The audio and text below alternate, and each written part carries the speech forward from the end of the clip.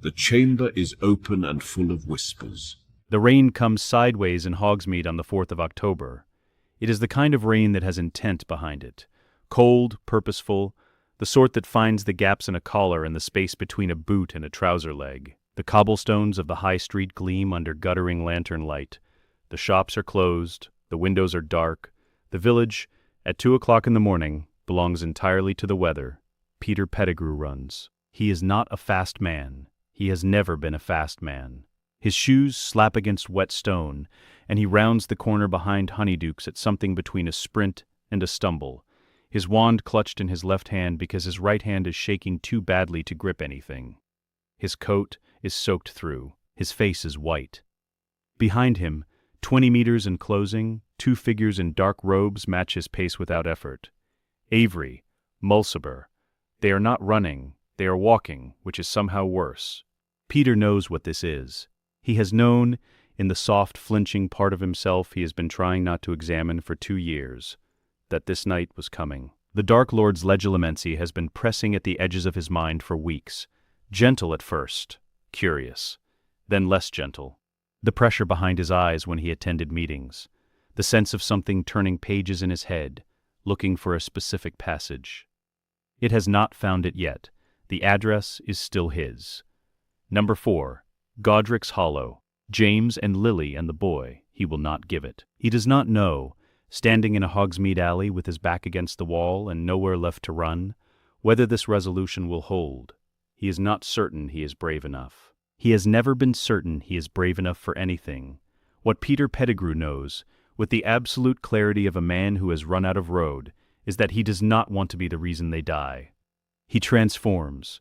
Wormtail squeezes under the gap in the cellar door in less than a second, small and gray, and moving fast along the stone floor in the dark. He hears Avery's voice above, a finite incantatum, broad and searching, and the transformation collapses. The magic unpicks itself like a seam, and suddenly Peter is human again, folded and gasping in a cold cellar full of empty casks, his wand arm pinned under his own chest. The cellar door opens. Mulciber points his wand down. His face is pleasant. That is the worst part about Mulciber. He always looks pleasant. "You've made this very difficult," he says, in a tone that suggests this is Peter's primary failure. The Dark Lord just wants to talk. Peter knows what the Dark Lord's talking looks like. He closes his eyes. The Patronus hits Mulciber from the side like a runaway carriage. It is enormous, fully formed, a stag the size of a draft horse, silver white and blazing, its antlers sweeping Mulciber off his feet and into the far wall of the alley with a sound like a sack of wet cement. Avery spins, wand up, and takes a stunner directly to the chest from a second caster. Precise, no wasted movement, the spell aimed with the casual confidence of someone who has done this 10,000 times in practice and several dozen times in earnest. Sirius Black lands in a crouch on top of the cellar door, his wand still raised, his dark hair plastered flat by the rain. He looks at Peter through the open door, and his expression cycles through several things in under a second. Relief, fury, something that is almost grief, and settles on a grin that does not reach his eyes. "There you are," Sirius says. James Potter drops from the wall above. He was on the bloody roof. Peter realizes he was on the roof the whole time, and lands beside Sirius in a puddle that sprays both of them. He is not grinning. He looks at Peter in the cellar. He looks at Avery and Mulciber, both down, both breathing. He looks back at Peter. "Can you walk?" James asks. "Yes," Peter says. His voice comes out smaller than he intends. "Then come on." They apparate to Godric's Hollow in 3 jumps, changing direction twice in the middle to break any trail. Standard Marauder protocol. James keeps one hand on Peter's arm the entire way, which Peter is aware is not strictly necessary for side-along apparition over these distances, and which James does not comment on. The cottage is warm, the kitchen smells of tea and something baked, and Lily is at the table when they come through the door, and she looks at Peter's face and immediately stands up, without asking any questions. "Sit down," she says. "I'll make tea." "Lily," Peter starts. "Sit down, Peter." He sits. The baby is asleep upstairs. The house is quiet except for the rain against the windows and the sound of the kettle. Sirius sits across from Peter with his arms folded and his jaw set. Remus, who must have been here already, leans in the doorway with his own mug, watching Peter with his careful reading eyes. James sits next to Peter and waits. It takes Peter 3 attempts to begin. When he finally does, he does not dress it up. He does not find ways to make himself sound less afraid, or less culpable, or less like a man who has been carrying a secret for 2 years, while the people he loves slept 12 miles away from the thing hunting them. He tells them everything: the legilimency pressure, the meetings, the 2 years of smaller betrayals, intelligence passed sideways, nothing critical, nothing that pointed directly here, but enough that he is not clean and has not been clean and knows it. The kitchen is very quiet when he finishes. He is looking at the table. He cannot look at James. He has not been able to look at James for the entirety of the confession, which took 11 minutes, and felt like 11 years. "Pete," James says. Peter looks up. James's face is not what he expected. It is not fury. It is not the cold disappointment that Peter has been rehearsing in his nightmares. It is something much harder to bear than either of those things. James Potter looks at him the way he looked at him in second year, when Peter failed his first transfiguration practical and cried in a broom cupboard for 20 minutes, and James found him and sat on the floor next to him, without being asked. "Why didn't you come to me?" James says. "The moment you were afraid." Peter opens his mouth, closes it. The answer is too large and too shameful to fit into words. "Because I thought you'd think less of me. Because I thought being afraid was the same as being a traitor. Because I have always believed, in the part of myself I cannot fix, that you would eventually find me inadequate. Because I was so frightened of losing you that I nearly gave you to him. I didn't want you to know how scared I was," Peter says. James nods once. "I know." He puts his hand on the back of Peter's neck, briefly, the way he did in second year. "You're an idiot. Yes, and we're going to fix this tonight." They work at the kitchen table until nearly 4 in the morning. The parchment is covered in Lily's precise handwriting, the Brotherhood Bond theoretical framework, cross-referenced against Fidelius charm mechanics in 2 separate texts she pulls from the shelf without looking. Remus annotates in the margins. Sirius argues one structural point for 17 minutes, and then concedes that Lily is right, which costs him visibly. The Brotherhood Bond, as Lily explains it, is a Fidelius extension, not hiding a location inside a soul, but distributing a secret across 4 souls simultaneously, each one a partial keeper, none of them the complete vessel. Voldemort's legilimency requires a single mind holding a single complete truth. Split across 4, the secret becomes noise. The Dark Lord could press on all 4 of them at once for a year and find only fragments that don't resolve. The solution for the Potter's own protection is separate and immediate, a new secret keeper, not drawn from the 4. "Dumbledore," Sirius says. He does not hesitate. James looks at him. "We've been too proud," Sirius says. "We thought we could keep it in the unit. We were wrong. Give it to the oldest, most powerful Occlumens in Britain, and take it out of the conversation entirely." He pauses. "I hate that I'm saying this, but I'm saying it. Lily is already writing the owl.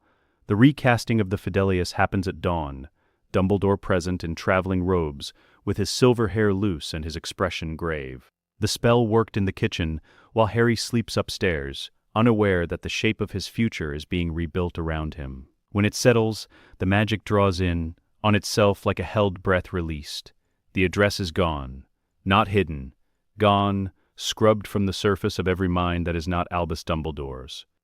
Peter stands outside after. In the early morning, the rain finally stopped. His hands are still. The shaking has not fully gone, but the specific tremor, the one that has lived in his right hand for 2 years, the one that came from carrying something he should have set down immediately, is quiet. He hears the door. James comes out and stands beside him.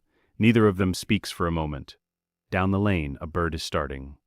3 weeks from now, James says, he'll come to wherever he thinks we are, and find nothing. A ghost. I know, Peter says. You saved them, Pete, by coming to me tonight. Whatever you think about the last 2 years, tonight you came. That's what I'll remember. Peter does not have an answer for that. He is not sure he deserves it. He is not sure it matters whether he deserves it.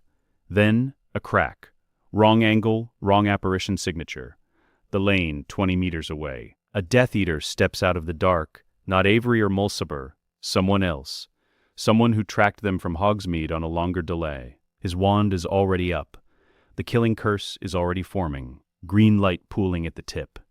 And it is aimed at Peter, who is standing in the open, who left his wand on the kitchen table. James steps in front of him. The shield charm is not elegant. It is not the clean, theoretical construct from a defense textbook. It is everything James Potter has. Every year of war, every hour of practice, every morning he woke up choosing to protect the people he loved instead of leaving, poured into a single wall of force between Peter and the killing light. The killing curse hits the shield and does not pass. It cannot kill a shield charm, nothing can.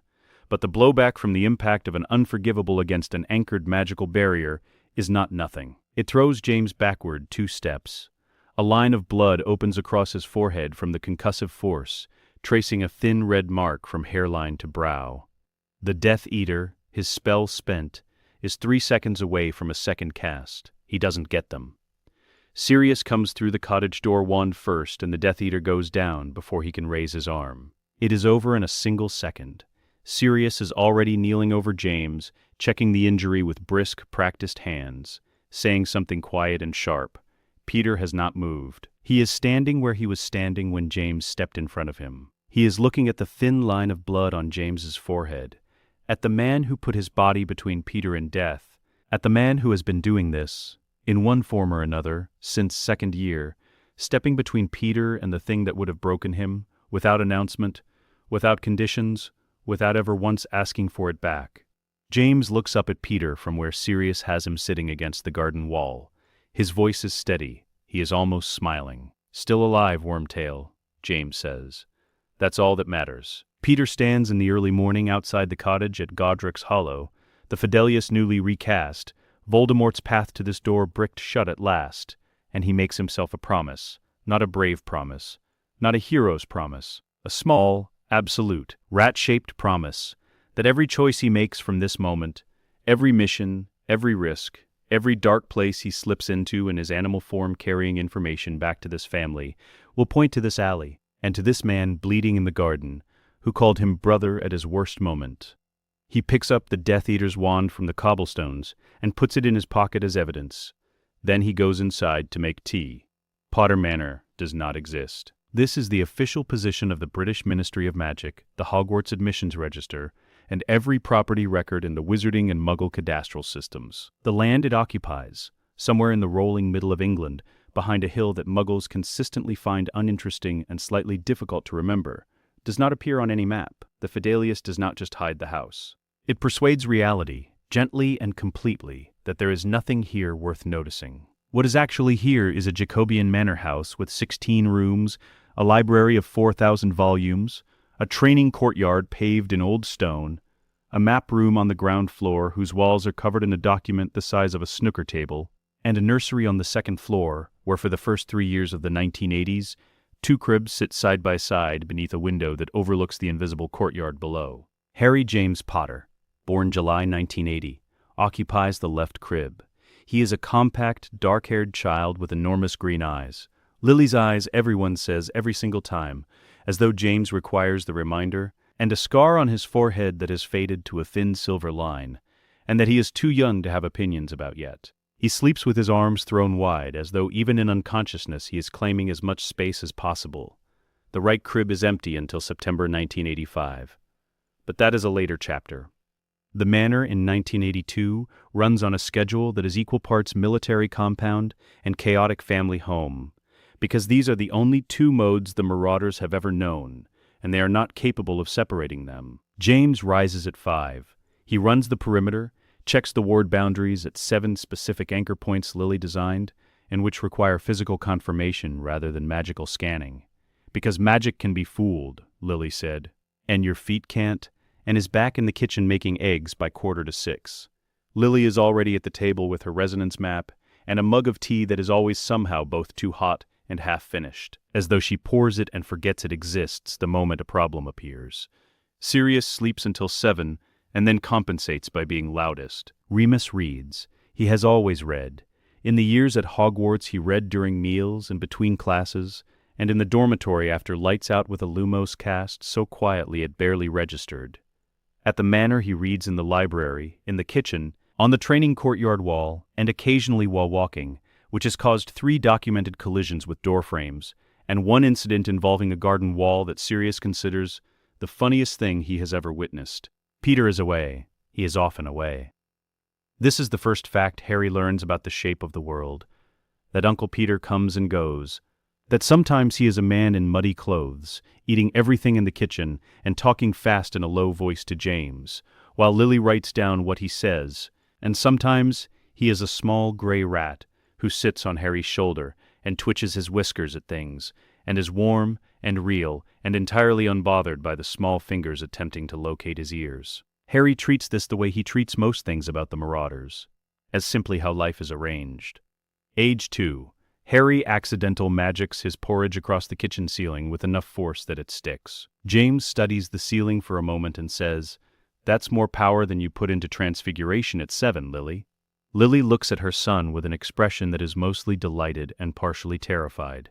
The porridge remains on the ceiling for a week before Sirius accidentally dislodges it while practicing a banishing charm. Age 3. The map room. Harry is not supposed to be in the map room unaccompanied.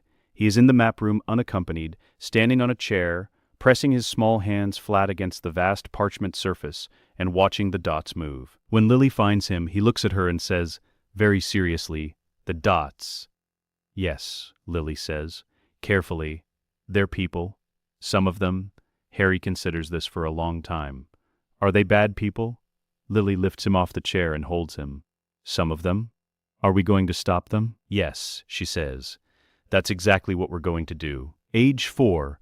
Remus reads them Hogwarts, a history in the library, both of them in the large armchair. Harry pressed against Remus's left side, not yet 4 years old and mostly interested in the pictures, which are few. He is asleep before Chapter 3. Remus keeps reading. Later, when Hermione can recite full passages from memory at age 6, Remus will realize this was where it started, that she absorbed the book in fragments, across 24 read-alouds, and assembled it internally with the quiet, inexorable thoroughness of someone building a wall, 1 stone at a time. Age 5. James begins the Marauder curriculum in the training courtyard. The first lesson is not a spell, it is footwork. "Never stand in one place longer than 3 seconds in a fight," James says, in the voice he uses when something is load-bearing. "A stationary target is a target. The moment you stop moving, you've made the other person's job easier. Move. Always move." Harry absorbs this with total seriousness and immediately trips over his own feet. Hermione, who has been at the manor for exactly 3 weeks and has already read the theoretical sections of every combat text in the library, executes the footwork pattern perfectly on the first attempt and waits, patient and slightly apologetic, for Harry to catch up. He makes her run it 17 more times, because he will not move past a thing he hasn't beaten. This is the first tactical data point. Harry does not stop until he has it. Hermione does not move on until she understands it. The difference is less important than the fact that they are, from the first week, calibrating to each other. Age 5. November.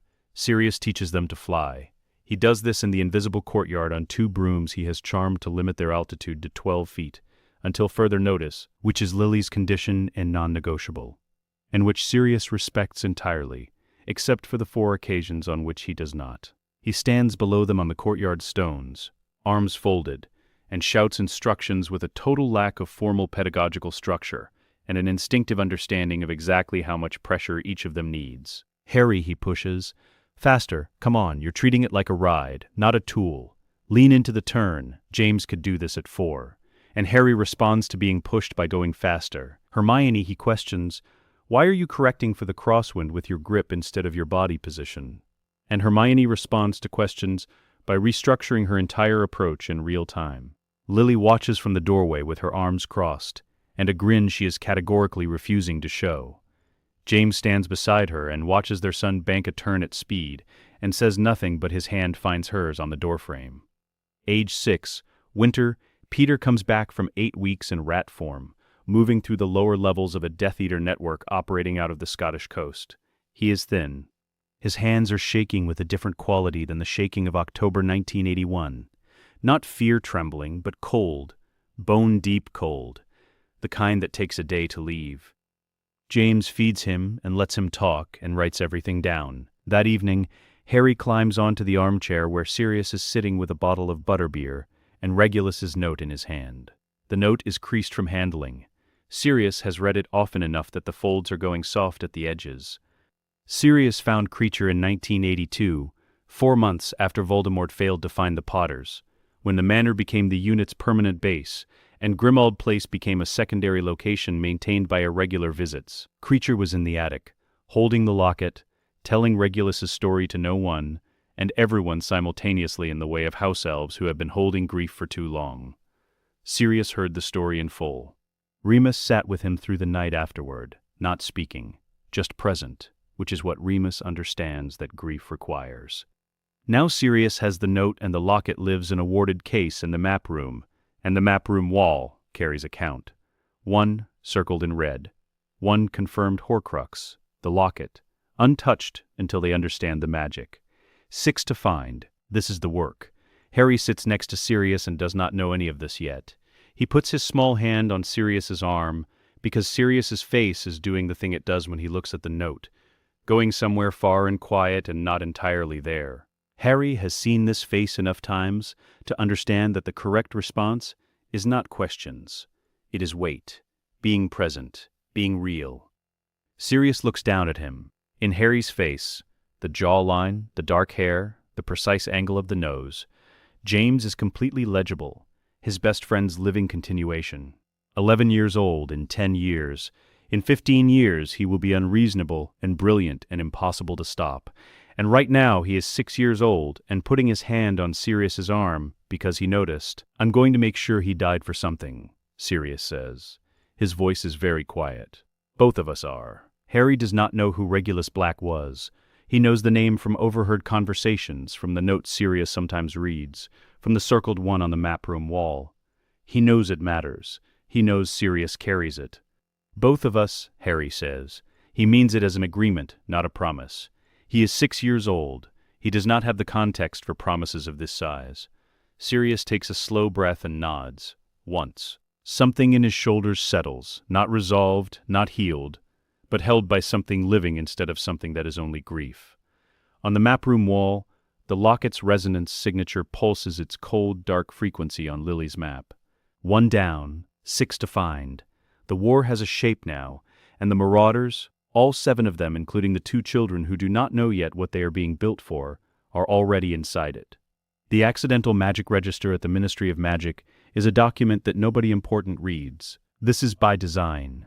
The register exists in a sub-department of the Department of Magical Education, maintained by a rotating staff of 2 clerks, whose primary qualification is a tolerance for paperwork and a willingness to work in a basement. It records every instance of uncontrolled magic in Britain, every levitated toy, every spontaneously shattered window, every time a frightened child makes something happen that physics has no framework for. The register is cross-referenced quarterly against the Hogwarts admission scroll, which does its own tracking via Enchanted Quill, and the 2 documents are reconciled annually by a man named Weatherby, who has held the role since 1967, and who finds the whole enterprise deeply unexciting. Lily Potter finds it the single most important document in Britain. She has had a charmed intercept on the register's notification system since 1983. Every significant accidental magic event, classified as anything above a Category 2 on the Malfoy scale, which means anything beyond simple levitation or involuntary lumos, triggers a copy of the notification that arrives not in the basement of the Ministry, but on the desk in the Manor's map room, where Lily reads it before Weatherby does. The reason is simple, and has nothing to do with recruitment. Death Eater Muggle hunts, in the years since Voldemort's defeat, have shifted from organized military operations to opportunistic targeting, small cells, isolated events.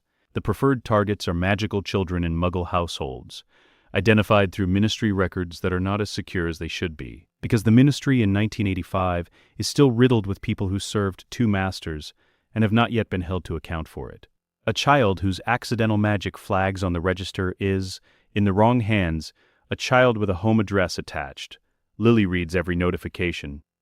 She has intercepted 11. 8 were straightforward, low-level events, low risk. A note passed through order contacts to keep watch. 2 required active intervention. Muggle families quietly relocated before anyone else arrived. The 11th notification stops her. She reads it once, standing at her desk in the map room, the morning light coming through the window at a low autumn angle. She reads it again. She sets it down, leaves the room, finds James in the training courtyard watching Harry and Hermione work footwork drills, and says, "Come and look at this." The file on Hermione Jean Granger, age 5, of Crawley, West Sussex, is not one incident. It is 19 incidents, logged over 6 months, each more precisely structured than the last. The first is a standard Category 2, spontaneous levitation of a cereal bowl at breakfast, attributed to emotional distress following a minor argument. Standard enough. The second is a Category 3, a wandless, wordless flame produced in the dark during a power cut to read by, self-sustaining for 40 minutes before it extinguished when the power returned. Lily stops at the second, a self-sustaining, wandless flame, controlled, extinguished deliberately by a 5-year-old. The remaining 17 incidents proceed in a line of ascending complexity that is not accidental magic in any normal sense of the term. This is a mind pressing against the walls of its own limits, and finding them further out each time. Incident 14, the library section. Hermione had apparently found her family's bookshelf incorrectly organized, and the Muggle parents' written account, attached, reads with the slightly stunned quality of people describing something they watched and still do not fully believe. The books sorted themselves, alphabetically by author. She was standing in front of the shelf with her hands out, and they just moved. "That's not accidental magic," Lily says to James, who is reading over her shoulder. "That's a mind that's already trying to control it." James is quiet for a moment. "How old?" 5. He exhales slowly. "Lily. I know. She's going to be. I know." The Grangers' home in Crawley is a neat semi-detached on a quiet street, the kind of house where the books are visibly loved and the kitchen table has papers on it that suggest people sit there to think. Emma Granger opens the door and immediately reads Lily, with the assessing intelligence of someone who has spent her career making diagnoses from insufficient information. She is not frightened, she is careful, which is different and more useful. Daniel Granger appears behind her, and is also not frightened, which Lily has found is characteristic of people whose daily professional reality involves the insides of other people's mouths, a certain baseline intimacy with things being not entirely as they should be. Lily does not open with bureaucratic language. She has thought, on the drive here, about how she would want someone to have spoken to her parents. She was 9. Severus Snape told her what she was, in a park, crouched behind a bush, with all the grace of a boy who had been holding the information for a year, and finally couldn't anymore. Her parents were told later, formally, by a ministry representative who used the phrase magical capability 11 times in 20 minutes and never once looked at her. She sits at the Grangers' kitchen table and says, "Your daughter is extraordinary. There are people in my world who would hurt her for it. I know that because I was her. I was exactly her, a Muggle-born child who showed too much too early, and no one protected me until I was 11. I want to protect Hermione now, before she needs protecting." Emma Granger looks at her for a long time. "Show me something," she says. "Not a challenge, evidence-based decision-making. Show me what you are, and then we'll talk." Lily produces a small flame on her palm, holds it, reshapes it into a spinning sphere, extinguishes it. Simple, clean, empirical. Dan Granger watches this and then says, "Right," in the tone of a man reorganizing his understanding of the world's operating parameters with minimal drama. "What exactly are you proposing?" The negotiation takes 2 hours, which is faster than Lily expected and slower than James, waiting in the car, had hoped. The Grangers' requirements are reasonable, professionally articulated, and entirely fair. Full disclosure of the threat level, ongoing communication, the right to remove Hermione from any arrangement at any time, and access to Lily directly rather than through intermediaries. Lily agrees to all 4 without hesitation. She was not planning to offer anything less. Hermione is brought into the conversation last. She has been in the next room the entire time, which Lily suspects means she heard every word through the door. When Emma calls her in, she enters with her hands clasped in front of her and the expression of someone who is performing calm, and is extremely good at it, except for the eyes, which are going everywhere at once. She looks at Lily and says, "You're a witch." "Yes." Lily says, "A real one. Not a Wiccan. Actually magic." "Yes." Hermione processes this for approximately 4 seconds. "My books sorted themselves. she says. I know, I read the report. There's a report? There's a register. The ministry tracks all significant magical events. Your file is the most interesting one I've read in 2 years. Hermione stands very still. Something in her shifts, not surprise, but recognition, the specific relief of a person who has been explaining themselves to walls for months and has suddenly found a door. Can you teach me? She asks. That, Lily says, is exactly what I came to offer. She is at the manor 4 days later. Lily gives her the tour, the library first, because it seems the correct priority and because watching Hermione's face in the doorway of 4,000 books is worth the detour. The girl stands on the threshold and does not move for a full 10 seconds. Her hands come up slightly at her sides, unconsciously, as though she needs to physically restrain herself from running at the shelves. You can use anything in here, Lily says. Hermione looks at her. Anything? The 3 restricted cases need supervision. Everything else, whenever you want. Hermione turns back to the library with the expression of someone who has just been handed the specific thing they have needed their entire life and is not quite sure how to hold it. The training courtyard is where Harry is. He is working a footwork pattern alone, the same one James taught them, and he is doing it well now. Smooth, no wasted steps, the marauder economy of motion starting to settle into his body. He stops when he sees her and looks at her with direct, serious green eyes. Hermione looks at the angle of his feet on the cobblestones. Your back foot is turned out too far, she says. You'll lose lateral acceleration on the right side brake. Harry stares at her. I read the theoretical section of the combat footwork chapter in Moody's field manual, she says. It's in the library, chapter 4. Harry looks at James, who is watching from the doorway with an expression he is doing absolutely nothing to conceal. James is grinning so broadly that it is reshaping his entire face. She's right, James says. She's been here 8 minutes and she's right. Harry looks back at Hermione for a moment. Then, show me the correct angle. She shows him. He adjusts, runs the pattern twice, corrects again on the 3rd pass. No argument, no ego, just the same relentless requirement for accuracy that she has. They run the pattern together for 20 minutes before either of them speaks again. That afternoon, in the library, Lily teaches Hermione her first deliberate spell. She hands her a wand borrowed from the manor's spare collection. 11 inches, vinewood, dragon heartstring, slightly over-responsive, which will be fine for a first lesson, and explains Wingardium Leviosa in full theoretical terms before demonstrating it, because she read Hermione correctly from the first minute and knows this is a girl who will perform better with the architecture of a thing than without it. Hermione listens with absolute focus, the kind of focus that means she is not just hearing the words, but filing them. Her eyes do not leave Lily's wand. She attempts it, the first try, nothing. She holds the wand too tightly. Lily shows her the correct grip pressure. The second try, the book lifts 2 inches and drops. The third try, the book rises to eye level, holds steady, rotates a quarter turn, and sets itself back down with precision. Lily puts the wand on the table. She lifts Hermione off the ground in a hug that is immediate and total. Both arms, no hesitation. Hermione makes a small sound of surprise, and then goes still, and then, slowly, her arms come up and hold on. She buries her face in Lily's shoulder, and does not let go for a long time. She is 5 years old, and she has been extraordinary in an empty room for 6 months, performing magic for an audience of no one, with no name for what she is, and no evidence that anyone would understand it. Welcome to the family, Lily says into her hair. The library is quiet around them. 4,000 books on their shelves. Harry in the courtyard below, running footwork drills. James's laughter audible somewhere in the house. Hermione holds on. The platform is noise and steam, and the specific organized chaos of 100 wizarding families trying to occupy the same space at the same moment. The Hogwarts Express sits along the platform like it always has, scarlet and gleaming, the engine turning slow, patient circles of white steam into the late summer air above King's Cross. Trunks are levitated. Owls protest from their cages.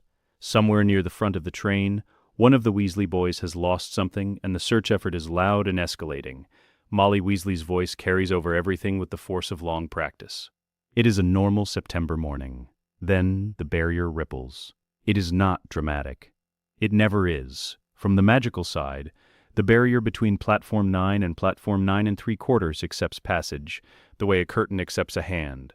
A brief distortion, a momentary resistance, and then the person is through. But what comes through the barrier at 10:47 on the morning of September the 1st, 1991 is not a family running slightly late or a nervous first year with an overloaded trolley. James Potter steps onto the platform first. He is wearing traveling clothes, dark, practical, unremarkable in every respect except for the way he moves through a space, which has always been the way of someone who is automatically reading exits and sight lines and the positions of everyone present. His hair is still terrible. His glasses are the same. He is 31 years old and thoroughly, completely, impossibly alive. The nearest cluster of families registers him in pieces, the face first, then the name that belongs to the face, then the inability for a moment to resolve the contradiction. Lily comes through behind him, her dark red hair caught back, her eyes moving over the platform with the same rapid professional sweep. Then Sirius, taller than people remember, sharper, 10 years free doing things to a man's bearing that Azkaban never got the chance to undo. Then Remus, quieter, a little gray at the temples, carrying a battered case that has seen better decades. Then Peter, small, silver-haired, slightly embarrassed by everything, wormtail perches on his shoulder, out of old habit, then seems to reconsider and disappears into his pocket. The silence spreads backward through the crowd the way cold spreads through water, from the point of contact outward, slow and total. Conversations stop mid-sentence. Trunks are set down. A child somewhere asks a question that goes unanswered because the parent being asked has ceased to process new information. And ahead of all of them, already on the platform, already moving through the crowd with the calm of people who have been preparing for this moment for exactly as long as it required.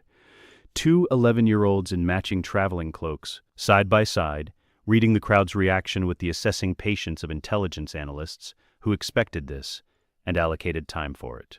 Harry Potter. The scar is visible. It is not dramatic, a thin silver line, faded, almost unremarkable. The face around it is James, entirely. James at 11, replicated without editorial, except for the eyes. The eyes are Lily's, and they are currently cataloging the platform the way Lily's eyes catalog everything, systematically, without sentimentality, missing nothing. Beside him, a girl with wild brown hair that is currently winning a structural argument with a leather clasp, sharp dark eyes, and a notebook already in her hand. She is not writing in it. She is holding it the way someone holds a tool they might need shortly. Her expression is pleasantly neutral, in the manner of someone who has prepared for most contingencies and is waiting to see which one arrives. Arthur Weasley finds his voice first, which is perhaps appropriate. James, he says. It comes out with the texture of a word he has not said aloud in 10 years, and is not certain he is permitted to say now. James Potter. James turns to him, smiles, the real one, not the platform awareness smile, and crosses the distance and shakes Arthur's hand with both of his. Arthur. It's good to see you. That is sufficient. Arthur Weasley grips his hand and nods several times and does not say anything else, because there is nothing else that needs to be said between two men who fought in the same war and who have, in this moment, found the accounting comes out better than expected. Molly Weasley does not shake hands. She takes one look at Lily Potter, alive, on the platform, and closes the distance and wraps her arms around her and makes a sound that has no language in it. Lily holds her back, both of them still for a moment in the middle of the moving crowd. James, released from Arthur, looks toward the far end of the platform. Lucius Malfoy has gone the specific shade of white that belongs to a man whose entire threat assessment of his own position has just been comprehensively revised. He is standing very straight, which is the only dignity available to him at this moment. Beside him, Draco, blonde, pressed, every inch the presentation of a boy raised to believe that his position in a room is never in question, has an expression that is doing complicated adolescent work to maintain itself. James looks at Lucius for exactly 2 seconds. Not a challenge, not a performance. Just the look of a man confirming that what he expected to find is there and can be noted and addressed in due course. Then he turns away. He does not need to do anything else. Lucius Malfoy will spend the entire train journey to Hogwarts understanding exactly what that look means.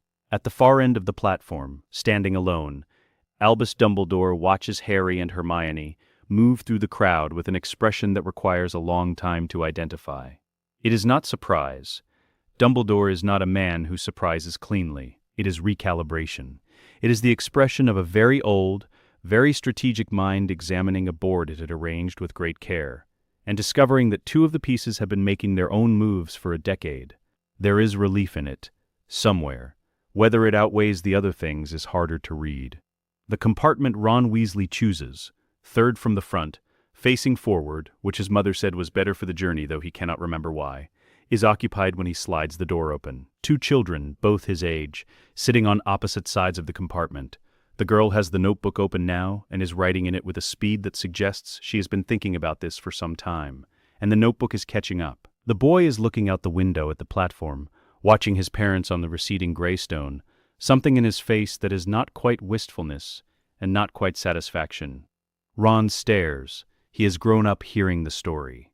Every wizarding child has grown up hearing the story. The Potters, Voldemort, Godric's Hollow, the night everything changed. His parents' voices going careful and grateful when the subject comes up, the way adults' voices do when they are describing something that still costs them to say. He knows the names. He knows the scar. He looks at the scar. Are you? Ron starts, stops, tries again. I mean, your dad is... That's James Potter out there. Still alive, yeah, Harry says, turning from the window. His voice is matter-of-fact, not dismissive, just accurate. There's a seat if you want. Ron sits, looks at the girl. She glances up from the notebook, assesses him in one pass, and offers a brief, precise smile. Hermione Granger. Ron Weasley. I know, Hermione says. Arthur Weasley's youngest son. Your father has been trying to get the Muggle Protection Act through the Wizengamot for 3 years. It keeps stalling in committee because of Malfoy's block, but that's going to change this term. She pauses. Your father doesn't know that yet, but it is. Ron opens his mouth, closes it, looks at Harry. She's always like this, Harry says. You get used to it. It's not always, Hermione says, returning to the notebook. I simply find it more efficient to establish relevant context at the outset. The train begins to move. The platform slides past the window, his mum waving, his dad with his arm around his mum's shoulders, the Potters standing together and watching the train go. Harry watches them until the platform bends out of sight. Ron tries once more. But both of you, your family's been... No one knew where you were, for 10 years. How did...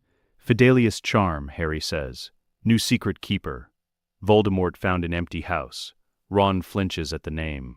Old reflex, Harry notices. He does not comment on it, but he notices. We've been working, Harry says. The whole time, my parents, my godfather, Remus, Peter. 10 years of intelligence. Every Death Eater still active, every Horcrux location, every compromised ministry official. He pauses. That's why we're here now. The work's almost done. Ron absorbs this in stages, like a man walking into cold water. What's a Horcrux? Hermione looks up. Hermione, Harry says. What percentage of the current Hogwarts student body do you think has a working understanding of Horcrux theory? Hermione taps her pen against the notebook, considering. At entry level? Based on the curriculum and the Ministry's post-war suppression of advanced dark magic education? She pauses. None. Ron stares at them both.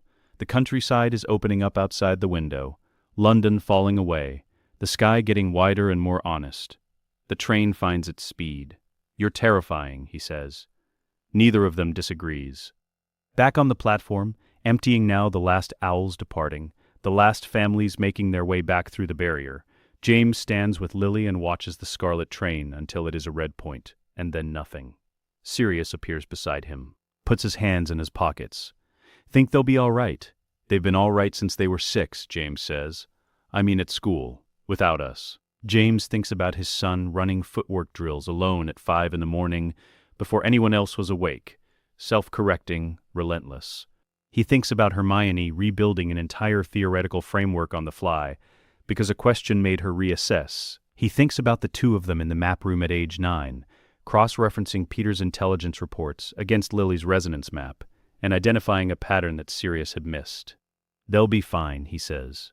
Peter, at his shoulder, watches the empty track. What about Quirrell? Harry already knows. Lily says, from James's other side. She has her arms folded, her face toward the gone train. He just doesn't know he knows yet. Give him a week. Sirius looks at her. A week? 2 at the outside. She picks up her bag. We should go. The ministry hearings start Thursday, and I want the files organized before then. She walks toward the barrier. James watches her go for a moment. This woman who intercepted a notification about a 5-year-old in Crawley because she checks every single one, who built a detection methodology from a single Horcrux sample, who has been 3 steps ahead of every threat for a decade. He follows her. On the empty platform, the last of the steam settles on the stone and disappears. The Sorting Hat has been doing this for 1,000 years. It has sorted the frightened and the proud and the cruel and the kind. It has sorted children who wept, and children who argued, and children who sat beneath it with the blank, cooperative expressions of people who have already accepted whatever it decides. It sorted Tom Riddle in 1938, and spent 43 seconds on the decision, longer than any other student that decade, a fact it has never forgotten, and reached the correct conclusion for entirely the wrong reasons, which is a failure it takes personally. It does not make that kind of mistake often. It is aware from the moment Harry Potter sits down in the chair that this will not be a long sorting. The hat touches his head. What it finds is not the warm, directionless mass of magical potential it encounters in most 11-year-olds, that soft, unformed brightness of a mind that has read some books and dreamed some dreams, and not yet been tested. What it finds is 10 years of deliberate construction, a mind that knows how to move under pressure, that has been taught to read a room and identify threats and catalog exits, that carries grief and gratitude and love with the matter-of-fact steadiness of someone who was never given the option of putting them down. There is courage here so deep it has become architecture. Gryffindor. The hat barely grazes his hair. The Gryffindor table erupts.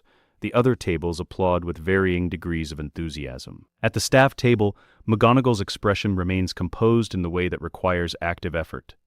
Dumbledore folds his hands and watches Harry take his seat with the air of a man watching a shape become clear. Hermione sits down second. The hat takes 73 seconds. It is not uncertainty. What the hat is doing, in those 73 seconds, is reading an argument, a genuinely interesting one, the kind it encounters perhaps twice a century. Ravenclaw presents the most obvious case.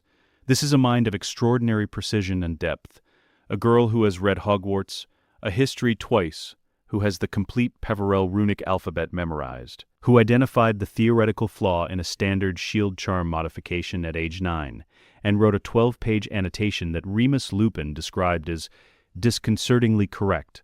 Hufflepuff has a quiet counter-argument. The loyalty in this girl runs to the bone, and her commitment to fairness is not an abstract principle but a lived practice. Slytherin notes, not incorrectly, that she plans 17 steps ahead and executes without sentiment. But underneath all of it, underneath the precision and the loyalty and the strategy, courage, not the bright, reckless courage of someone who hasn't calculated the risk, the harder kind, the courage of a person who has calculated the risk exactly, knows the cost precisely, and does the thing anyway. The hat leans in, speaks quietly into her ear. Every house would have been a fortress with you in it. Then, aloud, Gryffindor. Hermione takes her seat next to Harry. He looks at her. She looks at him. She opens her notebook to a fresh page. Quirrell, she says quietly. I know, Harry says. The Occlumency Resistance. He flinched during the candle demonstration in the anteroom. Flinched away from direct eye contact. Not toward it. That's not nervousness, my scar, Harry says. Every time I'm within 4 meters of him. Hermione writes something down. I'll draft the report tonight. Across the hall, Professor Quirrell is applauding the new students with everyone else. His smile is exactly the right size.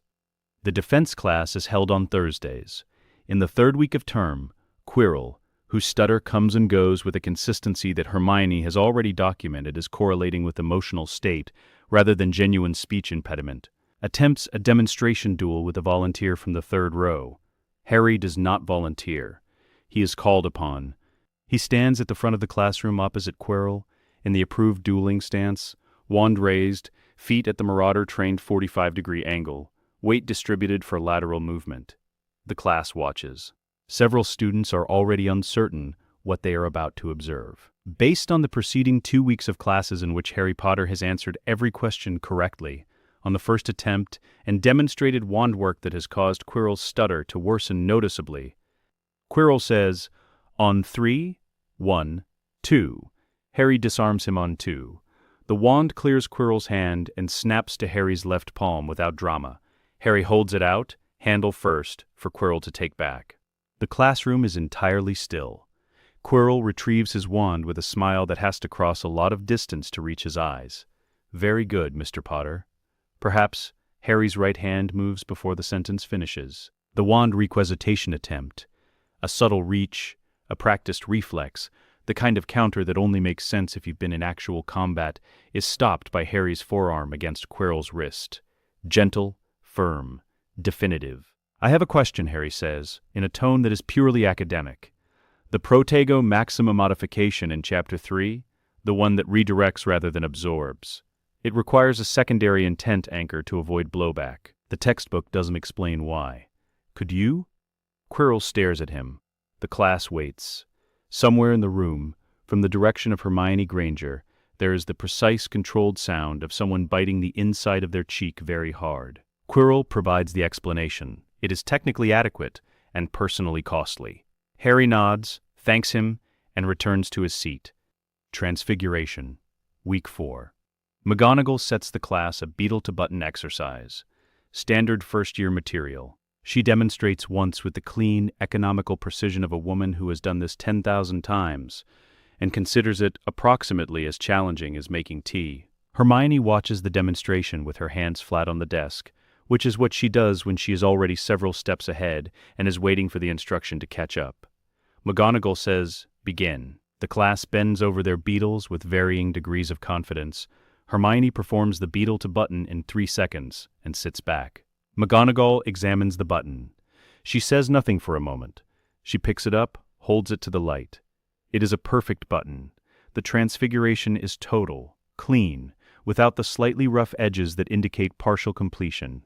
The kind of result that takes most students 3 weeks to achieve, and which Newt students are expected to produce consistently only in their 6th year. McGonagall sets it down. She looks at Hermione over her glasses with the expression of a woman who has been teaching for 40 years and has a refined capacity for controlling her reactions. "Miss Granger," she says. "Yes, Professor." A pause. 7 words, chosen with evident care. "Don't make it look easy." She moves on to the next student. Hermione writes something in her notebook. Harry, without looking up from his own beetle, reaches across the desk and briefly taps his knuckle against the back of her hand. Good. She does not acknowledge it, but the pen moves faster. Potions is Snape's. Every first-year Gryffindor has been told, in varying degrees of specificity, what potions is. It is Snape's class. It is cold. He will ask questions designed to demonstrate ignorance, and if you are a Gryffindor, you will demonstrate ignorance on schedule. This is understood. Snape begins the first lesson with the standard performance, the quiet entrance, the measured walk, the voice calibrated to fill a dungeon without effort. He looks along the Gryffindor side of the room until he finds Harry, and then, without inflection, begins. "Potter, what would I get if I added powdered root of asphodel to an infusion of wormwood? Draught of living death," Harry says. "One of the most powerful sleeping potions known to exist. The combination works because the asphodel's sulfurous compounds interact with wormwood's bitter alkaloids to produce a depressive magical effect on the central nervous system that standard Renervate cannot immediately counter. You need a specific reversing agent prepared in advance, which is why it's classified as a controlled preparation under the 1976 Potions Regulation Act." Silence. "Where," Snap says, "would you look if I told you to find me a bizarre?" "Stomach of a goat. More specifically, a calcified mass formed from the mineral deposits in undigested plant matter. Effective against most common poisons because its calcium compounds bind to toxin molecules before absorption. Not effective against Veritaserum or Amortentia, which work through a different— What, Snape says, is the difference between monkshood and wolfsbane? They're the same plant, Harry says, also called aconite. You know that, Professor. We know that. I think the question is whether I know it. A pause, precise and respectful. I know it. The dungeon is very quiet. Harry looks at Snape with his mother's eyes and says, "My mother sends her regards. She said to tell you she found your margin notes in her 6th-year potions textbook. She kept it. He lets that settle for exactly 1 second. She said they were mostly right. Something crosses Snape's face that has no clean name. It moves through too many registers too quickly. Startlement, grief, pride, fury, something that might in different lighting resemble gratitude, and is gone before it can be identified. What replaces it is the smooth, controlled mask, the classroom default. He turns to the blackboard. "Begin your notes on the Boil Cure Potion," he says. Page 10. In the front row, Hermione Granger bites her cheek so hard she will have a mark there the next morning. She does not make a sound. This, Harry will tell her later, is possibly the most impressive thing she has ever done. Draco Malfoy selects a Thursday, the 5th week of term. He finds them in the corridor between the library and the east staircase, which is quiet in the late afternoon, and which he has presumably calculated as offering the necessary privacy for the speech he has prepared. Crabbe and Goyle form up behind him, with the architectural reliability of people whose primary function is width. Draco begins. He is not without intelligence. Harry has noted this, and filed it, and the speech is structured. The pure-blood hierarchy, the natural order of wizarding society, the specific irregularity of a muggle-born occupying space in a world she was not born to. Harry listens to the whole thing. Hermione, beside him, has her arms folded and her expression set to the specific neutral she uses when she is letting someone finish before she responds, which is a courtesy she extends even when it is not deserved. When Draco finishes, Harry says, "Draco, your father's name has been on the map room wall for 8 years. We have his financial holdings, his Death Eater rank in the First War, and the precise location of 3 Muggle families he has been targeting since 1987. He pauses. "The moment we walked through that barrier on September the 1st, your father's protection ended. The hearings start in January. Draco's color leaves his face with the completeness of a tide going out. Have a good term," Hermione adds pleasantly. They walk away. Behind them, in the corridor, Crabbe and Goyle look at each other, and then at Draco. He is staring at the stone floor. Whatever he expected from this conversation, the accounting has come out wrong in every column. McGonagall calls Harry aside after Transfiguration in the 6th week, when the rest of the class has filed out and the room is quiet. She stands at the front, straight-backed, hands folded, in the posture of a woman choosing her words with the precision she brings to her spellwork. "Mr. Potter," she says, "I taught your father Transfiguration for 7 years. Harry waits. He was exceptional," she says. The word costs her something. Not much, but something. He was also, in the parlance of his generation, insufferably smug about it. She looks at Harry over her glasses. "You are not smug. I find this disconcerting." Harry almost says something. He stops. "You are also exceptional," she says. "Both of you. What you are doing in my classroom should not be possible at your age." She holds his gaze.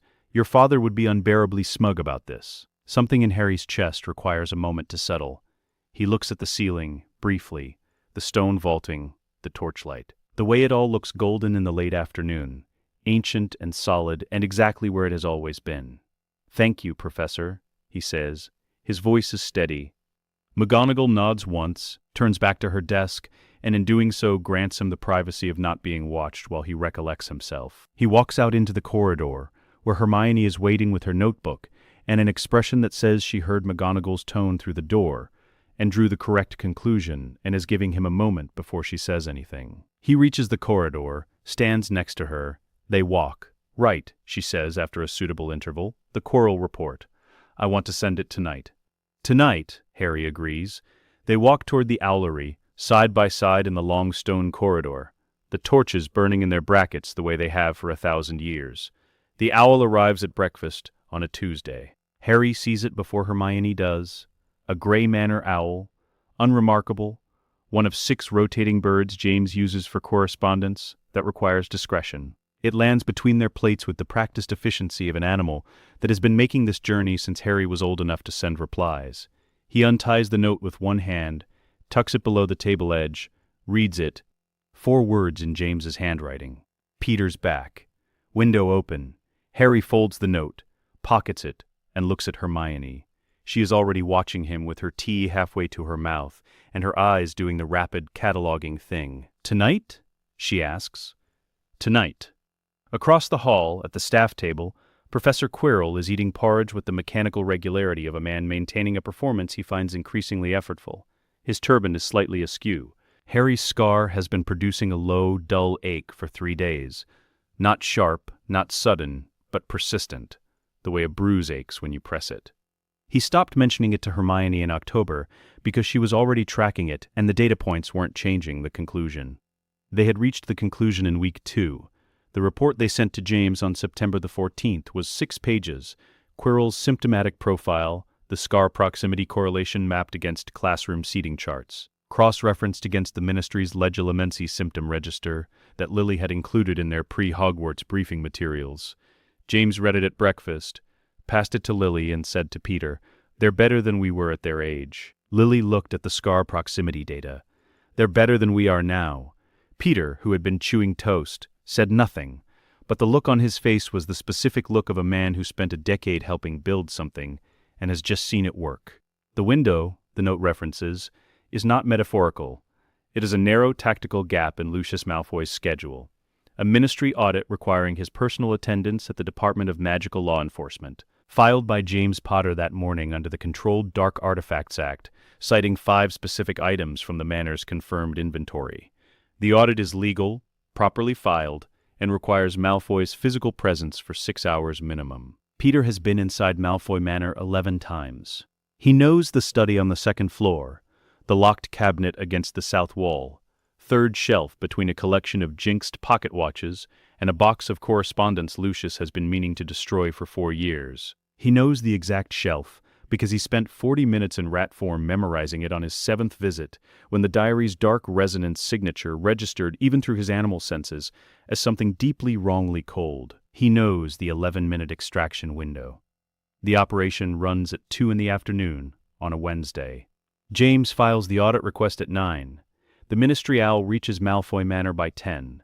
Lucius departs at noon, visibly furious in the controlled way of a man who cannot refuse without drawing worse scrutiny. His absence is confirmed by Peter, already in position since 7 that morning, riding in on a supply cart without anyone on it looking at the gray rat near the wheel housing.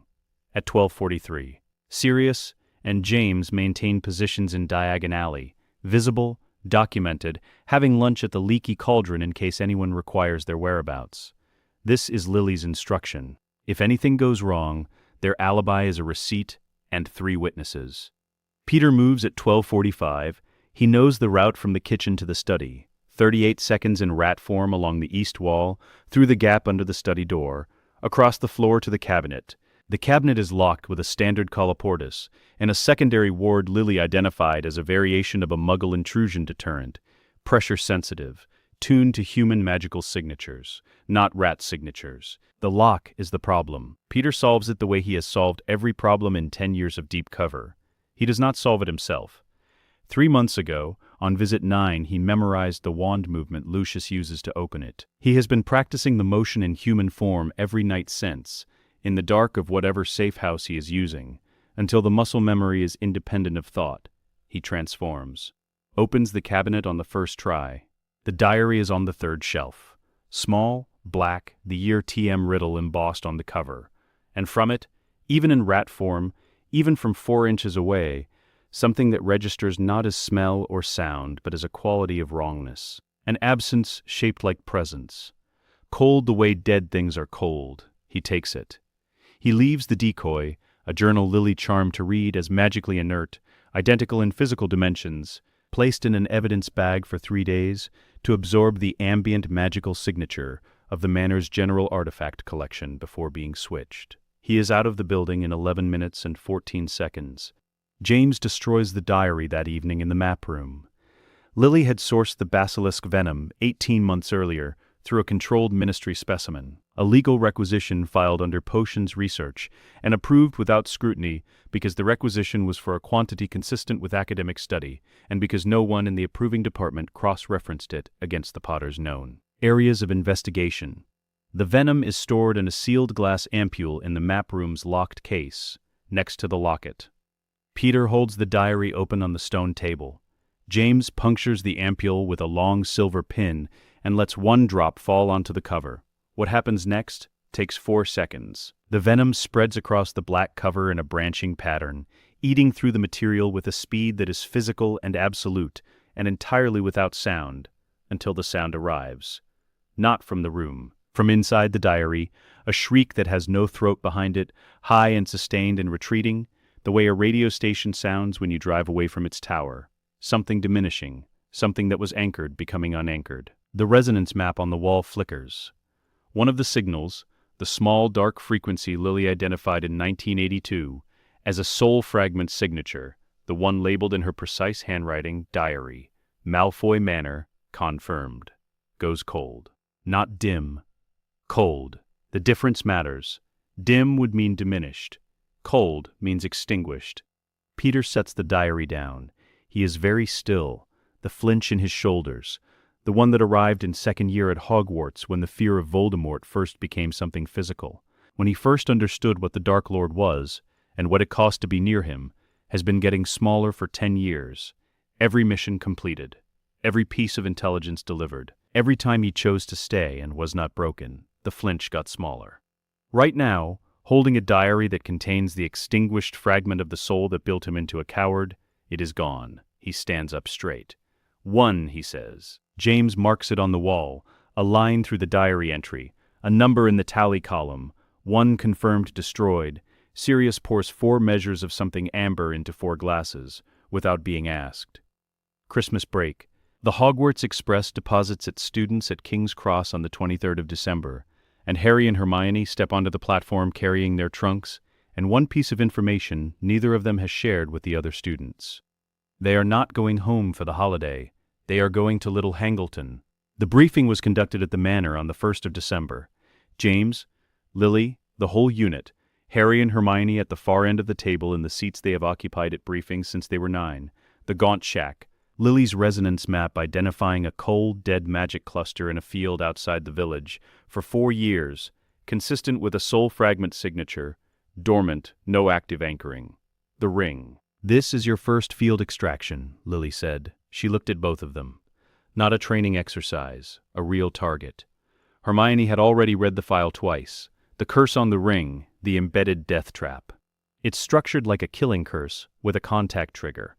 Marvolo Gaunt's ring has the resurrection stone set into it, which is why the curse is death-specific. Whoever designed it expected a Horcrux hunter to grab it. Which means we don't grab it, Harry said. We extract it with a levitation charm from a safe distance, put it in a ward glass, and bring it back for proper analysis before any destruction attempt. She looked at Lily. The Sword of Gryffindor is the correct destruction method, based on the goblin-forged metal principle. Do we have access? Lily smiled. Working on it. Little Hangleton is empty on Christmas Eve. The village keeps its curtains drawn in winter, which is exactly what they need. The lane to the Gaunt Shack is rutted and frozen, the hedgerows bare, the sky that flat gray that comes before snow. Harry and Hermione move in full invisibility cloak cover. The true cloak, the Peverell heirloom, large enough to cover both of them at 11, with room for adjustment. The shack is a structural argument that decay has been winning for decades. The door is gone. The floor is earth. The roof is more ambition than architecture. In the dead center of the room, under 6 inches of soil that is somehow colder than the surrounding ground, Hermione identified the spot with Lily's compact resonance detector. In under 2 minutes, is the ring. Hermione casts Accio with a precise directional intent that lifts the ring without touching it, suspending it in midair at eye level, where it rotates slowly. Gold band, black stone, the Peverell Hallows sigil carved into the face. And from it, the same quality of wrongness as the diary, the same dead-cold resonance, but layered. The curse is visible to Lily's detector as a dark seam running through the stone's magical structure, wound tight, waiting. Harry looks at it, the Peverell sigil, the same sigil on his own ring, the one Bloodclaw placed on his hand in Gringotts, the one he has been wearing for 3 months. The same triangle, circle line. Resurrection stone, he says. Yes, that's my family's symbol. Yes. He looks at the ring for a long moment, at the history in it and the horror in it, and the specific ugliness of something ancient and belonging to his bloodline, hollowed out and weaponized by a man who understood power as extraction. Bag it, he says. Hermione lowers it into the ward glass without it touching either of them. The glass seals. The resonance detector's signal changes from active hostile to contained dormant. She holds it up. In the gray winter light of the ruined shack, the ring inside its glass looks small and cold, and exactly as defeated as it should. 2, Harry says. Hermione tucks the ward glass into her bag, checks the seal twice, and turns toward the door. We should be back before dinner, she says. Your mother is making something. I know. The ghost of something warm in her voice, brief and real. I know she is. They walked back up the frozen lane, invisible, side by side, 2 11-year-olds carrying a Horcrux in a school bag through an empty village on Christmas Eve, and above them the flat gray sky finally delivers on its promise, and it begins to snow. The wizarding world learns that James and Lily Potter are alive the way it learns most things that matter, all at once, badly, and with insufficient preparation. The ministry notification goes out on the 2nd of January. It is a formal document, dry and procedural, the kind of language designed to transmit information without acknowledging its weight. It informs the relevant departments that James Charles Potter and Lily Jane Potter, née Evans, have formally re-entered public record following a decade of Fidelius-protected residence. It notes that they are accompanied by Sirius Orion Black, cleared of all prior charges. There were no charges, because there was no crime, because there was no betrayal, because Peter Pettigrew is alive and present and willing to testify to this in writing, under veritas serum, in front of as many people as required. The notification reaches Cornelius Fudge's office at 8 in the morning. Fudge reads it over his breakfast and sets it down and picks it up and reads it again. His senior aide, who has been watching him from the doorway, says, "Carefully, Minister." Fudge looks at the document. He looks at the pile of correspondence on his desk.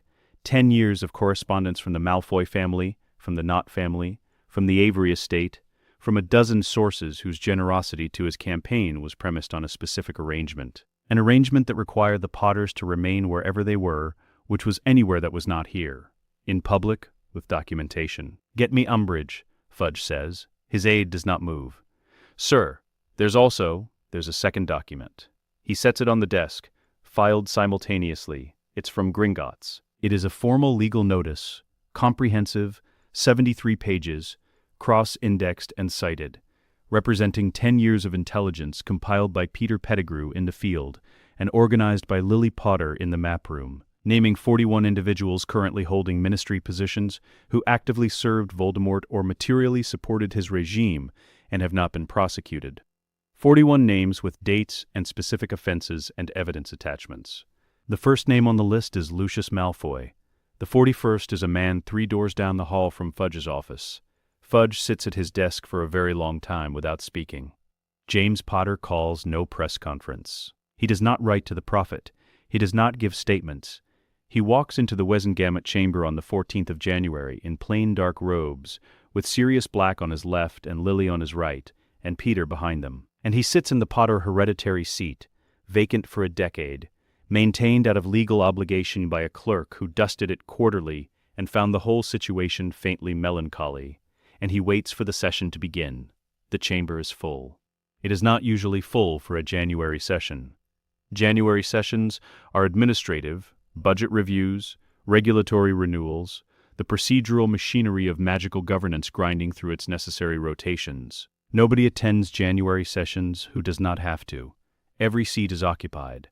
The gallery is standing.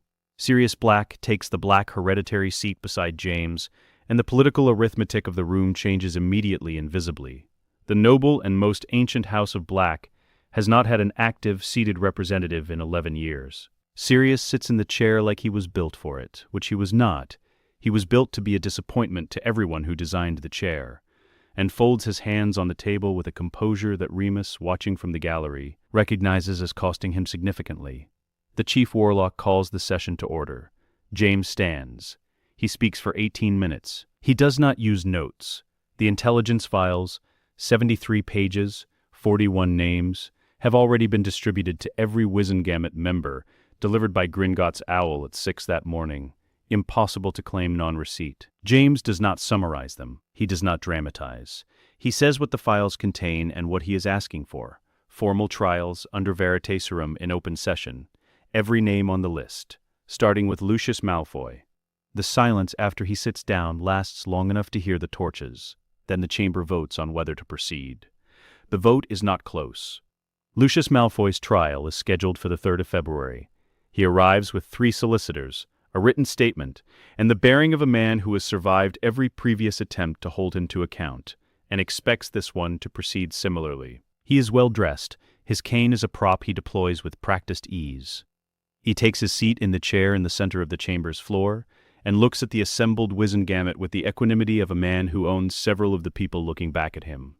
Veritaserum is administered by a healer from St. Mungo's, 3 drops. Standard protocol, the first question is the simple 1. Did Lucius Abraxas Malfoy take the dark mark and swear allegiance to Lord Voldemort?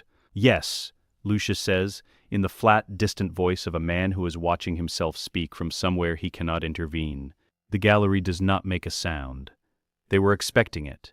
They were not prepared for the weight of it. Said plainly in daylight, in a room full of people who are hearing it confirmed rather than suspected. The questioning takes 4 hours. James does not conduct it. He sits in his seat and watches. The questioning is conducted by Amelia Bones, who has been preparing it for 6 weeks and who brings to the task the specific, organized thoroughness of a woman who has been waiting most of her professional career for a room in which this kind of truth-telling is mandatory. She works through the list chronologically. The Muggle families, the Order members, the obstructions of justice, the financial arrangements with ministry officials, the specific meeting on a specific night in 1981 in which Lucius Malfoy was briefed on the location of 3 Order safe houses and confirmed 2 of them. Lucius answers every question. When it is done, the chamber is very still. Not the silence of shock. Most of what was said was known, or suspected, or the kind of thing you looked away from deliberately because looking at it directly required you to respond. This silence has a different quality. It is the silence of a room full of people who have just been denied the option of looking away. The sentencing is formal and swift. Lucius Malfoy's ministry connections are severed by order of the Chief Warlock. His seat on the Hogwarts Board of Governors is stripped. His assets are audited. He is fined to near ruin, the specific amount calculated to leave him with enough to survive on, and not a galleon more. A Wizengamot seat he held through a hereditary technicality is dissolved. He is escorted from the chamber by 2 Aurors. His cane stays on the floor where he dropped it. James watches him go. He does not look satisfied. He looks like a man who has crossed something off a list, which is different. Cornelius Fudge lasts until the 5th of March.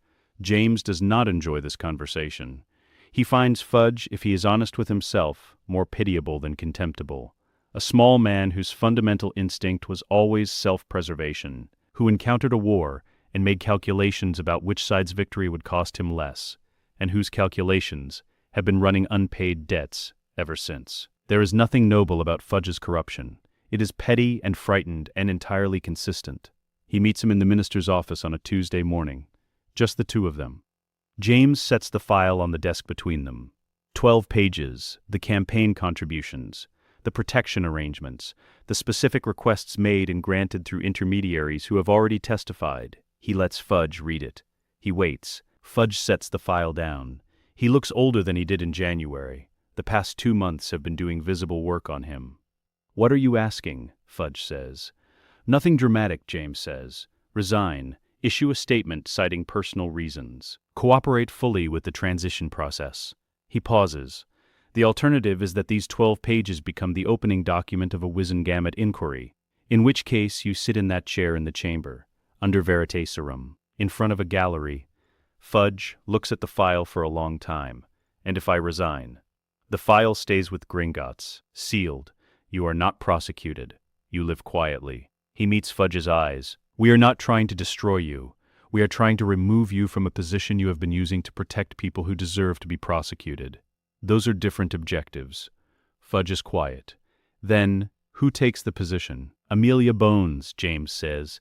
"She's been doing the actual work for a decade anyway." Fudge makes a sound that might, in softer lighting, be described as a laugh. He opens his desk drawer and takes out a sheet of ministry letterhead. He begins to write. The confirmation of Amelia Bones as Minister for Magic passes the Wizengamot on the 1st of April. The vote 39-4, the 4 being people whose own files are currently in preparation for their own Tuesdays. Easter comes. Hogwarts empties for the break. Hermione goes home to Oxford.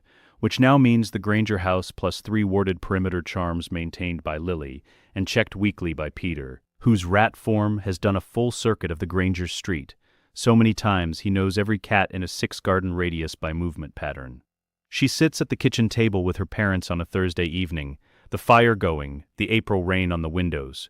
She tells them about the trials, the Veritaserum, Lucius Malfoy's cane on the chamber floor, Fudge's resignation letter, the 41 names, and how many of them have now been addressed. Dan Granger listens without interrupting, which is his mode for things that require the full allocation of his attention. He has been listening this way for 7 years, to everything Hermione brings home from the magical world. Every briefing and mission debrief and Hogwarts letter, with the careful, steady attention of a man determined to understand the world his daughter lives in, even when it costs him sleep. When she finishes, he is quiet for a moment. He sets down his tea. His hands are flat on the table. The Muggle families, he says. The ones who were hunted. The ones on Malfoy's list. His voice is very even. They've been identified. The people responsible have been... There are consequences. Yes, Hermione says. Every case that Malfoy testified to, Bones is personally overseeing the prosecutions. Dan is still. Then, quietly, good. A breath. That's good. He does not say anything else for a moment. Emma puts her hand over his on the table. Outside, the rain comes down in the dark over Oxford, and inside the kitchen, it is warm and lit, and exactly as it should be. Hermione reaches across and puts her hand over her father's. He turns his hand over and holds it. The war has been running for 11 years. For most of those years it ran in the dark, in map rooms and rat form infiltrations and charmed intercepts and a tally on a wall that grew 1 mark at a time. It ran in the spaces between normal life, in the hours before dawn, in the specific courage of people who chose to keep going when there was no guarantee that keeping going would be enough. It is running into light now, slowly, 1 name at a time, 1 room at a time. Hermione holds her father's hand in their kitchen in Oxford, and the fire goes on burning, and it is enough. The first petrification happens on a Wednesday in November. Mrs. Norris is found at the entrance to the 2nd-floor corridor, rigid, eyes wide and white, her breathing reduced to something shallow and mechanical that is not quite death, but is not anything comfortable. Filch finds her at 11 at night, and the sound he makes carries through 3 corridors and brings half of Gryffindor Tower to the landing above the great staircase to look down. Harry and Hermione are not among them. They are already on the 2nd floor, because Hermione heard the echo of something large moving in the walls 6 minutes before Filch's cry, and she grabbed Harry's arm in the dark common room and said, "Pipes." He was dressed and moving before she finished the word. They do not find the source. What they find is the aftermath, the message on the wall, written in something dark, and Mrs. Norris below it, and the specific quality of the stillness around the cat that registers to Harry as familiar. He has felt it before, twice, once near Quirrell and once in the gaunt shack, the cold, structured wrongness of something that belongs to Voldemort. Hermione photographs the message in her notebook, a quick, precise sketch, every letter exact, and they are back in the dormitories before Filch's voice has finished carrying. The owl to James goes out at 6 the next morning. The Marauder Protocol activates by the following Monday. Remus Lupin is appointed Defense Against the Dark Arts professor, with a speed that the Hogwarts Board of Governors finds slightly startling, and which James achieves through a combination of Amelia Bones's ministerial authority, 2 phone calls, and a written recommendation from Dumbledore that Dumbledore provided without being asked, because he has been following events since January with the focused attention of a man recalibrating in real time. The appointment is controversial. Remus does not pretend otherwise. He stands in front of his first class, 3rd years, mixed houses, 31 students who have heard the word werewolf in the corridor already, and he does not open with a lesson. He opens with a fact. "I am a werewolf," he says. "I have been since I was 4 years old. I take wolfsbane potion monthly, which means I retain my human mind during the transformation and pose no threat to anyone in this building." The Ministry's current classification of werewolves as beings rather than beasts, meaning we have full legal status, was revised in June of this year, in part because of work done by Sirius Black in the Wiesengamot. He looks at them. "I mention this not for sympathy, but for accuracy. I am your professor. The condition is managed. If you have questions about the subject itself, ask them. I will answer honestly. If you cannot accept the premise, That is a bias you are welcome to bring to Professor McGonagall for reassignment. No one requests reassignment. Harry and Hermione's curriculum changes immediately. Standard classes continue. They have never stopped being thorough about standard classes, because Hermione considers below excellence a form of carelessness, and Harry has absorbed this position through proximity. But 3 afternoons a week they work directly with Remus in the defense classroom, after hours. The Marauder Intelligence Network feeds information to Remus, who feeds it to them, who run it against what they observe inside the castle. The petrifications continue. Colin Creevey, Justin Finch-Fletchley, nearly headless Nick, each instance mapped by Hermione onto a diagram of the castle she has been building since September, tracking the incidents against pipe locations, drainage routes, and the specific layout of the plumbing system that the Hogwarts A History appendices describe in more detail than most students ever read.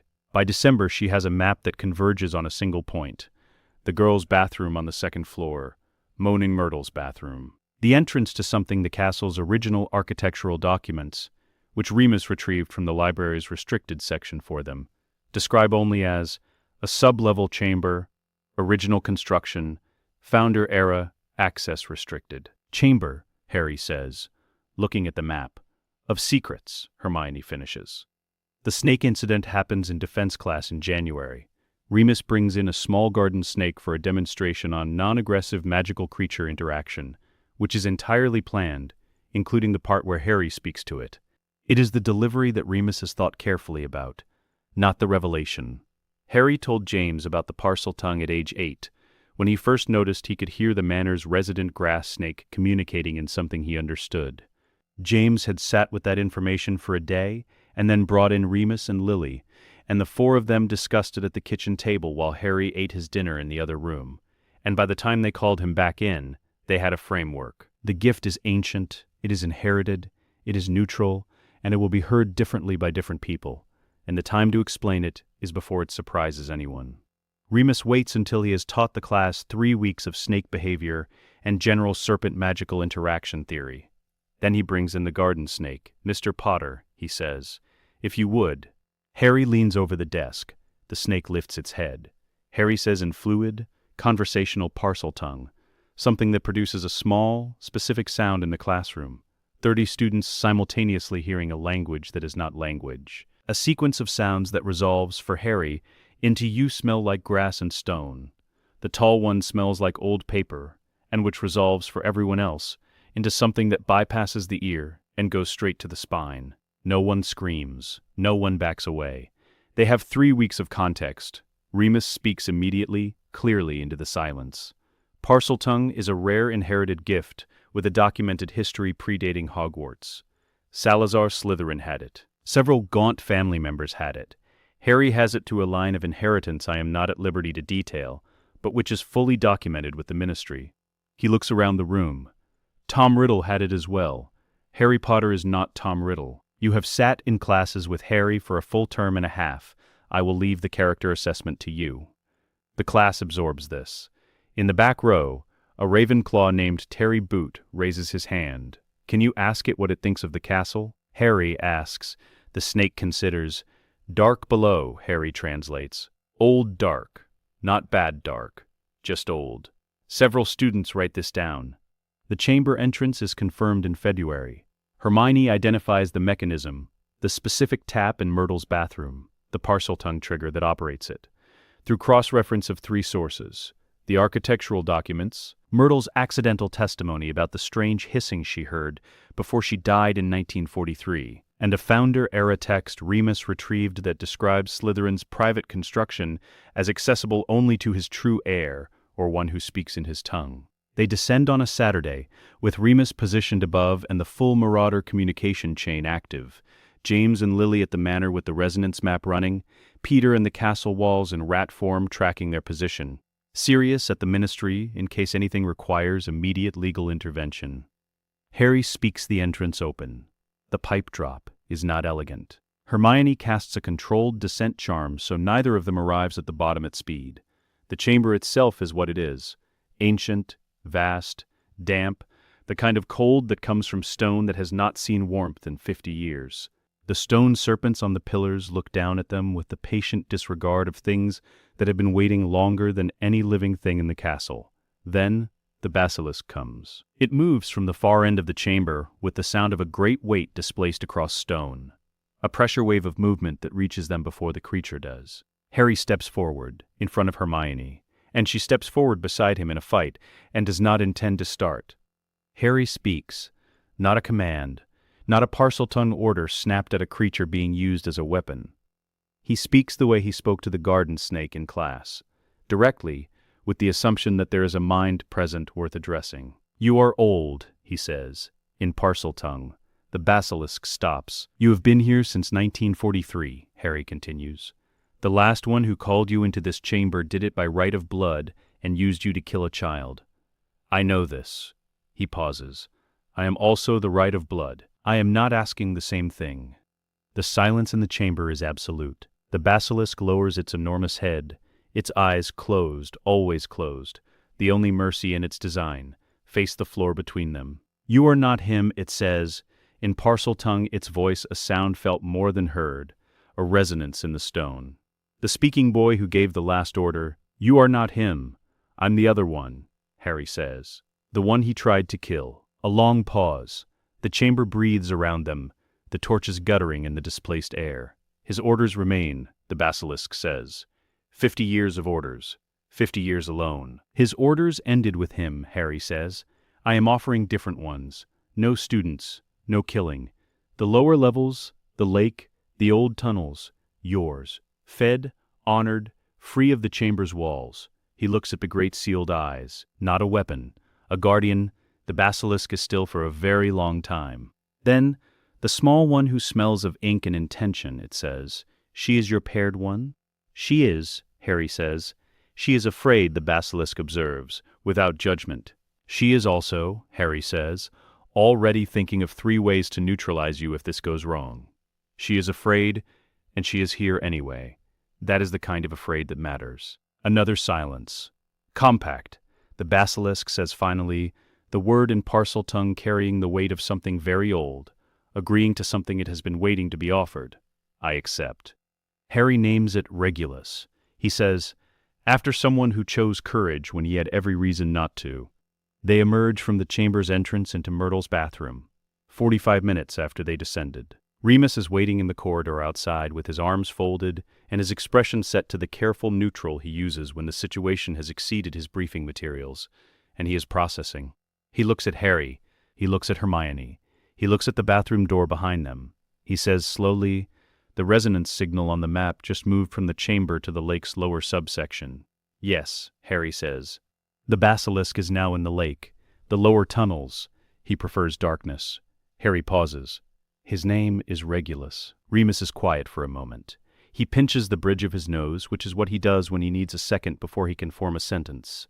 Hermione, beside Harry, looks at the ceiling.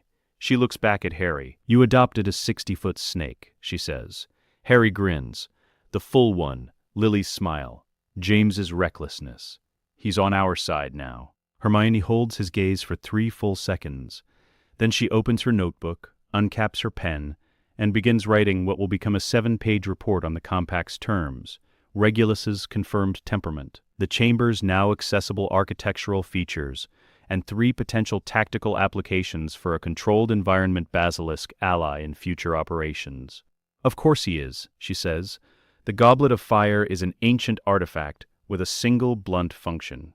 It reads intent, not ambition, not popularity, not raw power. Intent. The magical contract embedded in its construction, laid down in the 14th century by the tournament's founders, is looking for the student whose participation most purely represents their school's competitive standing. It weighs this against magical capability, force of character, and the specific quality of commitment that distinguishes someone who wants to win from someone who intends to." When Hermione submits her entry on the evening of October the 30th, she also submits a legal brief. It is 12 pages, handwritten citing the original 1294 tournament charter, specifically Article 7, Section 3, which specifies a champion of the school rather than a single champion of the school, and 3 subsequent legal commentaries from the 15th and 16th centuries, in which the wording was debated and the ambiguity was noted, but never formally resolved. She and Harry spent 3 weeks in the Hogwarts library and 2 weeks in the Manor's archive establishing the precedent. The brief is filed simultaneously with the goblet, with the Department of Magical Games and Sports, and with Gringotts for independent record. Dumbledore reads the brief when they hand him a copy on October the 29th. He is quiet for a longer time than most things make him quiet. Then he says, "This is technically correct." "We know," Hermione says. "The goblet burns blue for Harry on October the 31st. It burns blue for Hermione 14 seconds later." The Great Hall's reaction is not the roar of a crowd witnessing something exciting. It is the specific, layered silence of 400 people confronting something they did not know was possible and are now rapidly revising their position on. Viktor Krumm's jaw, in the Durmstrang contingent, does something that he does not recover from for several minutes. The dragon task is on the 24th of November. The champions are briefed the evening before. Viktor Krumm, the Chinese fireball, Fleur de la Cour, the Welsh green, Cedric Diggory, the Swedish short snout, Harry and Hermione, the Hungarian horntail, assigned as a unit, which is a decision the organizers make somewhat reluctantly and which the horntail's handlers endorse, because 2 smaller targets move differently than 1 large one. The arena is full. The Hungarian horntail is not a subtle dragon. It is large, dark, and has arrived at its current situation with the disposition of a creature that finds the entire arrangement beneath its dignity. Harry goes wide left. Hermione goes wide right. This is the movement pattern they spent 6 years developing in the Manor's training courtyard. Split-axis pressure, forcing a 2-point focus on a creature designed for single-vector threat response. The horntail tracks Harry first, which is the expected choice because Harry moves faster and covers more ground. While it tracks Harry, Hermione begins the environmental work. She transfigures 40 square meters of arena floor into a raised stone maze in 11 seconds. Not walls, ridges, low, precise, angled specifically to restrict the horntail's rear leg mobility without triggering the creature's core threat response. She has studied the horntail's anatomical constraints for 3 weeks, and the structural design is exact. The ridges create a footing problem, not a barrier, because barriers make dragons angrier and footing problems make them careful. The horntail slows. Harry circles back. He does not engage the dragon directly. He accesses the nest from the side, the horntail rotating to track Hermione's continued environmental modifications, and lifts the golden egg with a standard accio that clears the nest clean. The egg is in his hands before the horntail completes its rotation. He holds it up. The crowd is on its feet. Hermione reverses the transfiguration on the arena floor, because the rules specify the arena be returned to its original condition.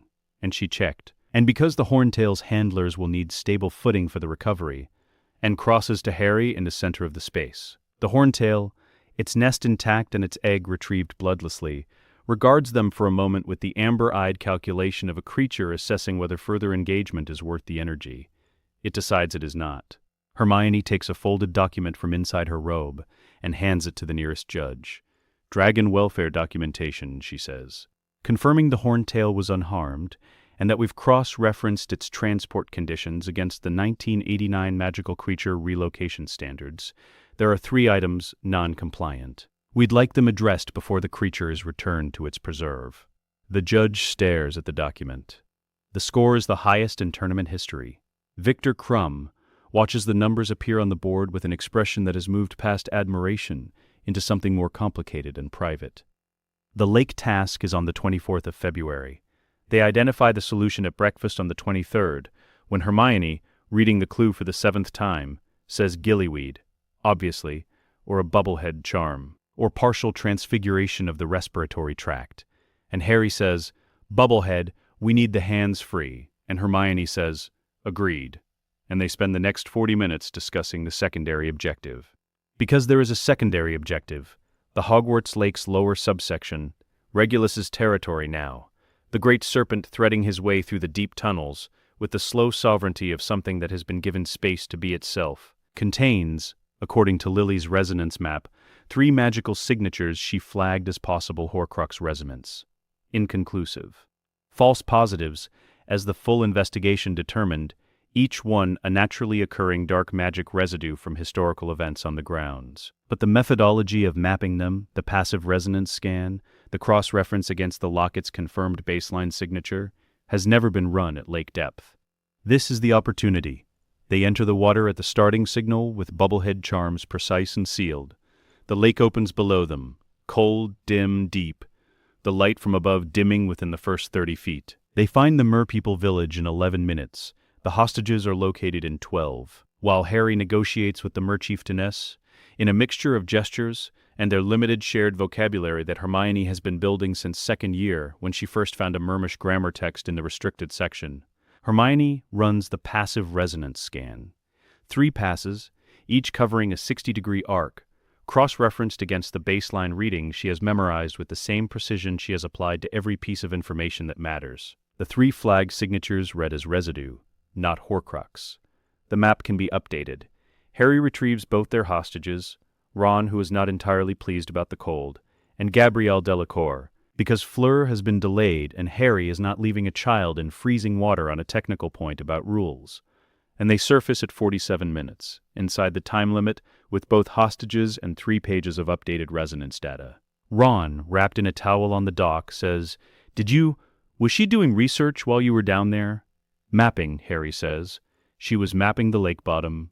We'd never had a clear scan from depth before. Ron looks at him for a long moment. I'm cold, he says, and slightly bewildered. That's reasonable, Harry agrees. The maze is on the 24th of June. They work in complete silence. This is not a stylistic choice. It is a tactical one. Established in the Manor training courtyard at age 10 when James introduced them to nonverbal field operations, and Hermione determined that their combined accuracy in silent communication was higher than their accuracy with verbal codes. 10 years of training together produces a coordination that doesn't require words. The signals are physical: a tap on the shoulder for obstacle ahead, a closed fist for stop, 2 fingers for confirmed magical signature, a flat palm for move now. They developed 14 standard signals by age 11 and added 6 more in the first 2 years at Hogwarts, as the situations they encountered outgrew the original set. The maze takes 17 minutes. They navigate 3 blast-ended scroots, a boggart that produces 2 simultaneous manifestations and requires them to work in parallel, a section under a powerful confundus that Hermione identifies by the specific quality of disorientation and counters with a grounding technique Lily taught them at age 9, and a sphinx who presents a riddle and seems genuinely surprised to have both parts of the answer returned before she has finished the question. When they reach the cup, they stop. Harry looks at it. Hermione looks at it. Then Hermione looks at Harry. Already checked it, Harry says. I know you did. I saw the wand movement when we came through the last section. Clean.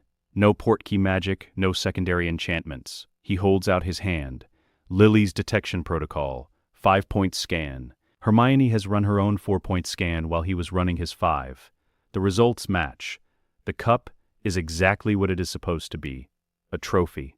They lift it together. The crowd's roar reaches them through the maze walls. Before the light does, a sound that begins as noise and resolves as they emerge into the open air, into something more specific. Not the excitement of a competition concluded. The sound of a crowd that has been watching something it did not know it needed to see and is only now understanding what it has witnessed. Hermione identifies Bartemius Crouch Jr. in October. It is the cadence of his defensive spell work that gives him away. She noticed it in the second week of term, the way his Auror-trained instincts produce a specific defensive micro-movement on the left side before any cast, a tell she cross-referenced against the confirmed magical signatures of active Aurors in Ministry files Lily had on record. Moody's documented signature does not match. She writes the report in one sitting on a Thursday night. Harry reads it at breakfast Friday, passes it to Remus, and Remus has it to James by owl before noon. The operation to unmask Crouch is clean and quick. James coordinates with Amelia Bones, a Ministry team, a confirming priori incantatum on the Moody imposter's wand, a real Alastor Moody found in a trunk in his own office, confused and furious, and using language that would empty a room. Crouch is arrested on the 15th of November. The blood ritual never happens. Voldemort never gets his body back. The graveyard in Little Hangleton remains, on this night and the next, and all the nights after, empty. In the champions' tent, before the third task, Victor Crumb sits across from Harry and Hermione while they run their warm-up drill. 3 minutes, no wands, pure movement. The footwork pattern James taught them at age 5 evolved over 9 years into something that looks like choreography and functions like combat geometry. They do not speak during it. They move in the specific synchrony of two people who have shared a physical training language for a decade and whose bodies have developed a working vocabulary independent of thought. Victor watches the whole thing. He is the most decorated competitive duelist in Europe at the age of 17. He has trained under masters in Bulgaria since he was 12. He recognizes what he is looking at. He is quiet for a long time after they stop. Then, in careful English, in Bulgaria, we have a word. He seems to consider whether to say it. Then he decides against it, not because it isn't true, but because some things don't translate. He nods at them instead, once with the respect of a craftsman acknowledging something built beyond his specifications. He looks at the floor. Harry and Hermione take it as exactly what it is. Nagini finds her own food in the fields outside the Riddle House. She has been doing this for 3 years, moving through the long grass at the property's edge, taking rabbits and field mice with the unhurried precision of a creature that has never needed to hurry, returning each night through the gap under the cellar door to the dark room where the wraith waits. She does not choose to return. The Horcrux bond pulls her back the way a tide pulls water, persistent and directionless and impossible to reason with. She has been a Horcrux since 1991. She does not know this. What she knows is the weight of something that does not belong to her, settled somewhere between her scales and her spine, cold and constant, and not her own. She knows the wraith's voice in her mind, commanding, always commanding, and the way her body sometimes moves in response, before she has decided to move. She knows the specific quality of existing in 2 registers simultaneously, her own ancient serpent consciousness, and something else riding alongside it that has no patience and no warmth and no interest in what she is beyond what she can carry. She does not have words for any of this. She has the weight. She has always had the weight. Peter confirms the location on a Tuesday. He has been rotating through the Little Hangleton area for 6 weeks in rat form, working a spiral pattern outward from the Riddle House, building the interior map visit by visit. The house is occupied by Nagini and the Wraith, which has, by June of 1995, achieved a rudimentary physical cohesion through the serpent. Not a body, not a full return. Something between a wraith with enough matter borrowed from Nagini's proximity to act, to direct, to sustain itself at a low level of function without requiring a host. Lily's resonance map has been tracking Nagini's soul fragment signature since November. The signal strengthened in January, which is what accelerated the timeline. A strengthening signal means the fragment is drawing on its anchor more heavily, which means the wraith is attempting something. Peter emerges from the gap under the cellar door on a Tuesday evening at 7 and transforms in the ditch 50 meters from the property, where Remus is waiting with a coat and a flask of tea. Peter drinks the tea in 3 swallows and says, 7 rooms confirmed clear. The wraith is in the back study. Nagini moves between the study and the east-facing bedroom. There are no other inhabitants. He tells Remus the interior layout in 12 minutes, which Remus writes in the shorthand he has been using for intelligence reports since 1980. The signal locations, the structural weak points, the 3 possible ingress routes, and the one he recommends. By Thursday, Lily has a full tactical overlay built onto the resonance map. By Friday, James calls the briefing. The unit assembles at the Manor's map room at 6 a.m. on Saturday, the 22nd of June. 7 people around the table, James at the head, the tactical overlay spread out before him, Lily beside him with her compact resonance detector, and the WardNet schematics she has been building for 3 weeks. Sirius with his arms folded and the particular stillness he carries into operations, all the restless energy concentrated down to a single point, useful and ready. Remus with his field notes and the Wolfsbane, taken 4 days running, Peter with the interior map memorized, Harry and Hermione at the far end of the table in their seats. Harry is 14, Hermione is 15. They have been in this room for briefings since they were 9. James looks at them. He does not treat this differently from how he treats their presence at any other briefing, because treating it differently would be dishonest, and they would know. He says, Objectives. Nagini is confirmed. Horcrux. The sword of Gryffindor is the destruction tool. Hermione, confirm the protocol. Hermione opens her notebook. The sword was acquired through goblin negotiation in March. Goblin-forged metal absorbs the properties of what it encounters. It took basilisk venom through Harry's second-year contact and has been documented as lethal to Horcrux material since. One clean strike through the center of the fragment's anchoring point. I've mapped the anchoring location to Nagini's lateral line, approximately 40 centimeters behind the head. She pauses. The strike needs to be surgical, not a killing blow, a fragment extraction. James nods. The Wraith. Lily speaks. If Nagini's fragment is severed, the Wraith loses its primary corporeal anchor. It will lash out. Legilimency, most likely, directed at the nearest familiar mind. The Brotherhood bond is our counter. All 7, holding simultaneously, a distributed mind is an unreadable mind. She looks at James. We've trained this, James confirms. He looks around the table. Questions. Peter raises his hand slightly, old school habit. If Nagini survives the extraction, that's the objective, Harry says. Clean extraction, not a killing blow. He looks at Peter. She's been used, same as Regulus was used. She doesn't choose this. Peter lowers his hand and nods once. They arrive at Little Hangleton at 11 at night. The village is asleep. The lane to the Riddle house is dark, the hedgerows high, the sky overhead clear enough that the stars are doing actual work. Harry and Hermione are under the cloak, the true cloak, big enough for both of them now in a way that requires them to stand closer than is tactically ideal, but which Sirius has been making comments about for 2 years. Remus takes the outer grounds in human form first, moving through the field to the north of the property with the deliberate economy of a man marking positions. Then, at 12 minutes past 11, he transforms. The Wolfsbane managed transformation is not the horror of an uncontrolled one. It is still not nothing. Remus Lupin goes down onto his hands and knees in the long grass and comes back up differently. Larger, gray. The amber eyes changed. The human mind, present but distant, available the way a reference text is available, rather than the way a person is available. He takes the north perimeter, and nothing living comes through it. Sirius and James move along the east wall. They do not speak. They have been working together long enough that speech is mostly redundant in the field. They operate on the same set of instincts, calibrated by 15 years of friendship and 10 years of war. Lily raises the ward net from the south position, kneeling in the dry summer grass with her wand moving in the long layered arcs of her most complex charms work. The net goes up in sections, each one anchored to a physical point she marked on her last visit to the area in April. 3 fence posts, a collapsed stone wall, the oak at the property's northeast corner. When the final anchor takes, the property is sealed. Nothing apparates in or out. Nothing port keys. Nothing passes the boundary without Lily's knowledge. Peter is already inside.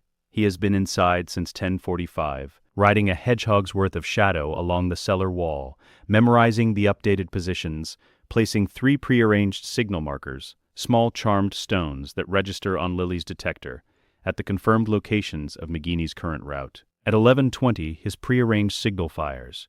2 short pulses on the detector. Interior confirmed clear. Nagini in the east bedroom. Wraith in the study. Harry and Hermione take the front door. The door opens on Parseltongue. Not a spell. Harry speaks to the house the way he spoke to the chamber entrance in second year. The lock mechanism is an old piece of dark magic Lily identified as Slytherin tradition, responsive to the bloodline. It recognizes him and steps aside. They move through the entry hall in darkness. The house smells of old wood and something chemical and the specific cold that belongs to a space where something without warmth has been living. Harry's scar is steady, not the sharp pain of direct legilimency, but the background ache of proximity. Present, manageable. The east bedroom door is slightly open. Harry pushes it further, slowly, and Nagini is there, coiled at the room's center on the bare floorboards, her scales catching the faint starlight from the window, her head raised and already oriented toward them. She has heard them. She knew before the door moved. Harry crouches down. He is 14 years old, on the floor of an abandoned house in Little Hangleton, 3 meters from a living Horcrux and the thing that has been riding her for 4 years. He folds his legs beneath him, wand in his right hand, the sword of Gryffindor strapped across his back, with the grip positioned for a cross-draw. He speaks to her in Parseltongue. "I know you," he says. "I know what you carry. I know you didn't choose it. Nagini's tongue moves. Her head tilts by 1 degree. The serpent equivalent of attention, of the specific focus that means something has been said worth hearing. He puts something in you that isn't yours, Harry says. It rides alongside you, cold, not you. It has been there since before you knew what it was. He pauses. I am going to take it out. The silence in the room has texture. Then Nagini says, in parcel tongue, very quietly, it fights. I know. It will be loud, she says. The word in parcel tongue carries weight beyond its translation. She means not just sound, but pressure, the specific violence of something being torn from an anchor it has occupied for years. I know, Harry says again. I'm going to stay with you through it. You're not going to be alone in it. Hermione is already moving. She has the sword in both hands.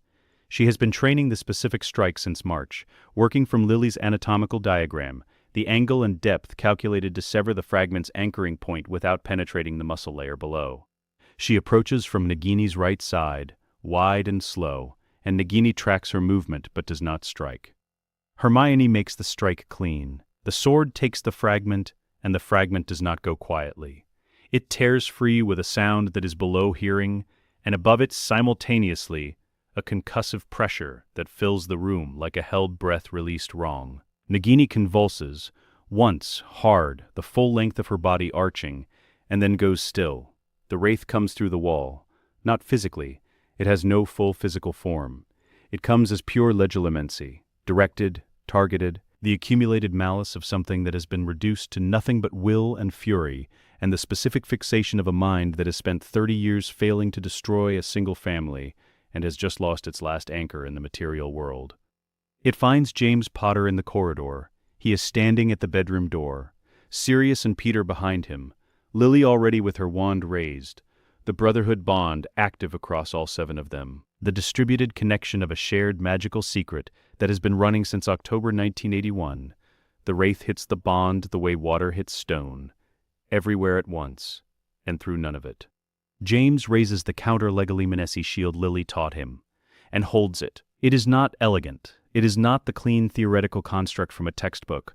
It is James Potter, with 14 years of a father's specific irrational, absolute refusal to let this thing near his son, made architectural, made real, made into a wall the wraith cannot find a crack in, because every potential crack, loneliness, fear, ambition, grief, has been filled in by a decade of chosen connection. The wraith presses. James holds. The bond holds through all 7 minds simultaneously. Sirius is fierce and bright, Remus is deep and steady, Peter's small and rat-shaped and harder than anything his size has a right to be, Lily's precise and layered and absolutely immovable, Harry's wide open and present, Hermione's structured and total and committed in the way of someone who decided once and does not revisit the decision. The wraith finds nothing to hold, no crack, no cold place, no single mind carrying something dark enough to serve as a foothold. It disperses, not dramatically, not with a final speech or a last surge. It thins, at the edges first, the way smoke thins when the fire beneath it goes out. Then the center, then it is gone, and the room is just a room, and the house is just a house, and the Yorkshire night comes back through the window with the smell of summer grass. James lowers the shield. His hands are shaking. Harry crosses the corridor in 3 steps and puts his hand on his father's arm. James looks at him, the scar, the eyes, everything he has spent 14 years protecting, and the shake in his hands gets worse before it gets better. He pulls Harry in, both arms, no space between them, the hug of a man who has been holding something at arm's length for a very long time and has just been given permission to set it down. Harry's face against his shoulder, Harry's hands gripping the back of his robes. From across the corridor, Sirius watches this with his jaw set and his eyes bright, and makes a wolf whistle that echoes through the abandoned house and breaks whatever was threatening to be too heavy to carry. Lily turns away, not because she is unmoved, because she is very moved, and this is James's moment, and she is choosing to give it to him. On the floor of the east bedroom, Nagini uncurls slowly. She raises her head.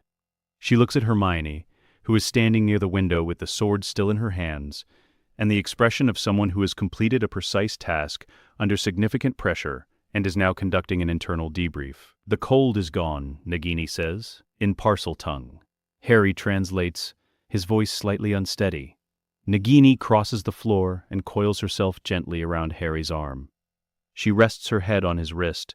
The weight of her is real and warm and entirely her own.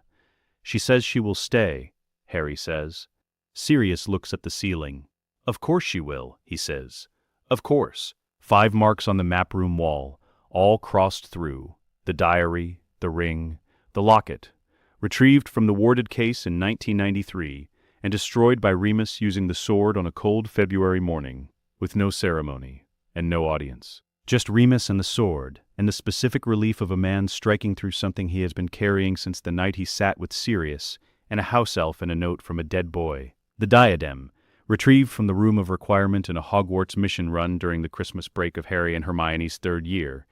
Peter and Harry working in rat form and cloak tandem through the castle's hidden passages. The cup, extracted from Gringotts in April by Peter alone. 11 minutes inside the highest security vault system in Britain. A performance so technically precise that Bloodclaw, reviewing the mission debrief, called it the finest single piece of covert intelligence work he had seen in a century of Gringotts service. And Peter had not known what to do with his hands for the rest of the day. 5 down. The 6th is the problem Lily has been building toward for 11 years. She tells Harry on a Sunday, not because Sunday is significant, because she has been finding reasons not to tell him since he was 4 years old. When the resonance map first showed the faint, specific signature she recognized immediately, and spent 3 days hoping she had misread. She has not misread it. She has cross-referenced it against every Horcrux baseline they have accumulated, against the locket, and the diary, and the ring, and the diadem, and the cup, and the signal in Harry is consistent across all of them. Faint, old, not made. It does not have the deliberate, structured architecture of a created Horcrux. It has the quality of something that landed accidentally and held because the conditions were exactly wrong. She tells him at the kitchen table, which is where she tells him important things. She puts tea in front of him first, and sits across from him, and does not preamble. There is a fragment of Voldemort's soul in you, she says. It attached in October 1981, when the killing curse rebounded. It was never anchored intentionally. It is an accidental adhesion. The fragment had nowhere to go, and you were there and the conditions of your survival created a space it could occupy. Harry is quiet. I have known since you were 4, Lily says. I have spent 11 years building a way to remove it that does not require you to die. Does it work? Harry asks. Yes.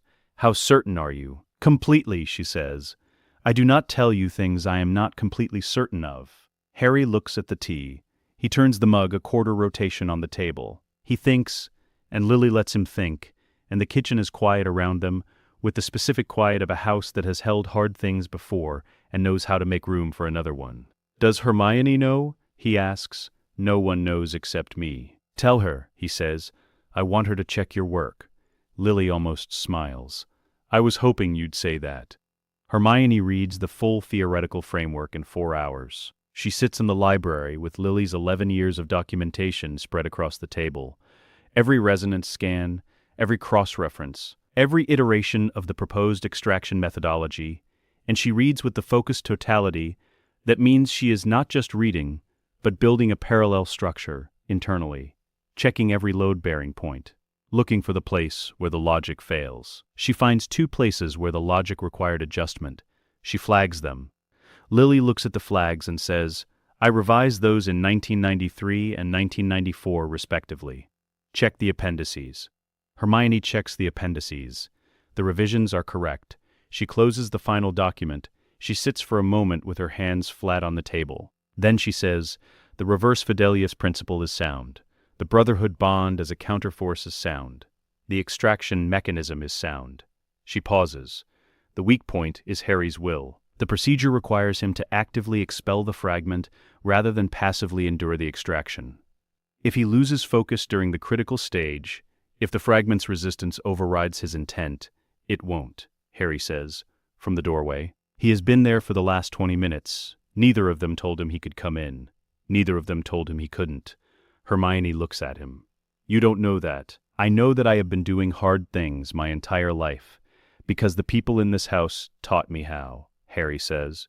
He crosses the room and sits in the chair across from her. I know that every time something needed holding, I held it. I know that I am not going to lose focus when it matters most. He meets her eyes. You would not lose focus. Neither will I. Hermione holds his gaze for a long time. Then she opens her notebook to a fresh page. Tell me exactly what you'll feel during the critical stage, she says. I want a full psychological brief so I know what to watch for. The extraction is scheduled for the 14th of July. The map room is prepared the night before. Lily clears the central table and lays a ward glass at its center. The same design used for the ring, scaled up. Its containment capacity calculated for a sole fragment of indeterminate size with a hostile anchoring resistance. Remus checks the seals 3 times. Sirius adds 2 additional layers he designed himself, which Lily examines and approves without comment, which is as close as she comes to saying good work. Peter arrives in the evening. He has been in the field for 3 weeks, and he is thin and tired, and he washes his hands at the kitchen sink for a long time before he comes to the table, which is something he has always done after extended rat-form missions, a ritual of return that no one has ever commented on, because it is his and he has earned it. Harry tells him what he needs. Peter sits with it for a moment. He looks at Harry, this boy who put his hand on Sirius's arm in the armchair when Peter was still rebuilding himself from the inside out, this boy who has been carrying a piece of the darkest soul in Britain since before he could walk. He looks at his own hands on the table. My specific magical signature, Peter says. You need the survival instinct resonance. Lily says it's the exact counter-frequency to a fear-anchored soul fragment, Harry says. The fragment attached because of fear. Voldemort's fear of death, the night everything went wrong. Your animagus transformation amplifies survival instinct magic. The counter-resonance disrupts the fragment's hold from the inside. My cowardice, Peter says. Not bitter. Precise. Your survival, Harry says. There's a difference. Lily explained it. Peter is quiet. Then, what do I do? Hold my hand, Harry says.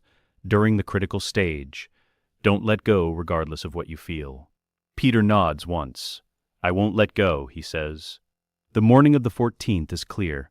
They gather in the map room at 9. The 7 of them around the table, Harry at the center with the ward glass in front of him, Peter on his left with his hand already in Harry's, Hermione on his right, James and Lily at the head of the table, Sirius and Remus flanking. The Brotherhood bond activates through the standard ritual, the shared intent, the magic that has been running through all of them since the kitchen at Godric's Hollow on an October night in 1981. The distributed secret that Voldemort could never penetrate because it lived in 7 places simultaneously, and no single one of them was the whole of it. When the bond is fully active, it registers as warmth in the chest, which is not a metaphor. It is the actual physical sensation of 7 magical signatures resonating at the same frequency. Lily talks Harry through the procedure one final time. Her voice is steady. Her hands are steady. She has been practicing this steadiness for 11 years. You will feel the fragment resist. She says, it will feel like it is part of you. It is not. You have always known it is not. Every time your scar ached, every time you felt something cold and foreign in the back of your mind, that was the boundary. You have always known where you end and it begins. She looks at him. Find that boundary. Stand at it. Push. Harry nods. Peter's resonance will weaken its hold from the outside. The bond will contain it once it's free. Your will is the mechanism that moves it. She pauses. You are enough, Harry. You have always been enough. She steps back. Harry closes his eyes. What happens in the next 4 minutes is not visible from outside. From outside, Harry sitting still, his jaw set, Peter's hand locked in his, the ward glass on the table dark and waiting. The 6 people around the table holding the bond at full resonance, not fighting, not pressing, just present. 7 minds acting as one unified counterforce. No gap, no cold place, no darkness anywhere in the collective that the fragment could escape into. From inside, the fragment is where it has always been. Harry has felt it since he was old enough to feel anything. The specific cold of it, the foreignness of it, the way it has sat behind his scar like a stone in still water, present but separate, never quite his. He has carried it for 14 years, and he knows its exact dimensions and weight and quality the way you know the dimensions of a room you have lived in since childhood. He finds the boundary, he stands at it, he pushes. The fragment resists. It resists the way fear resists, not with force, but with weight, the accumulated weight of something that has been occupying a space for a very long time, and has grown into the shape of that space. It presses back. It finds old anxieties, old griefs, old moments of doubt, and tries to use them as handholds. Peter's hand tightens. The survival instinct resonance comes through the point of contact. Not subtle, not theoretical, a physical current, warm and persistent and entirely unglamorous. The magic of a man who has survived every worst moment of his life by choosing to stay one more time.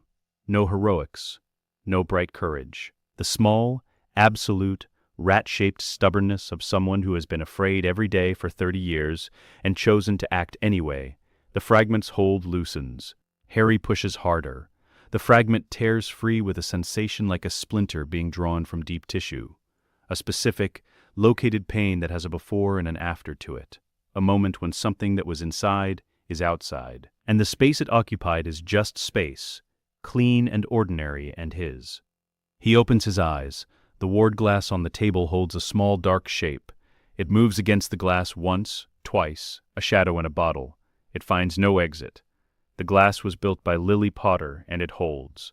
The room is very still. Harry lifts his right hand and looks at his palm. He has been looking for the difference all his life and has never been able to find it because the fragment was too old, too familiar. He can feel the difference now. The cold is gone. Not the scar. The scar remains, silver and thin, but the cold behind it, the foreign presence. The stone in still water. Gone. Just him.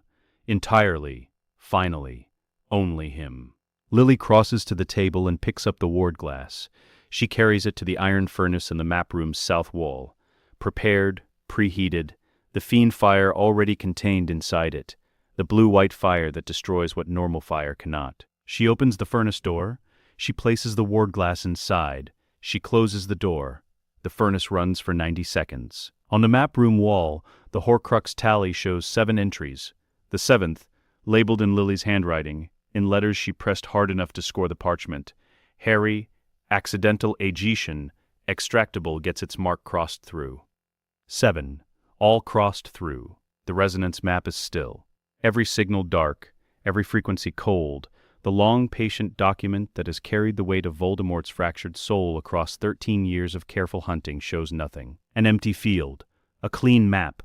Tom Riddle, who became Lord Voldemort because he was alone, because he trusted nothing, because he understood power as a thing you took from others, and never as a thing that grew between them, is gone.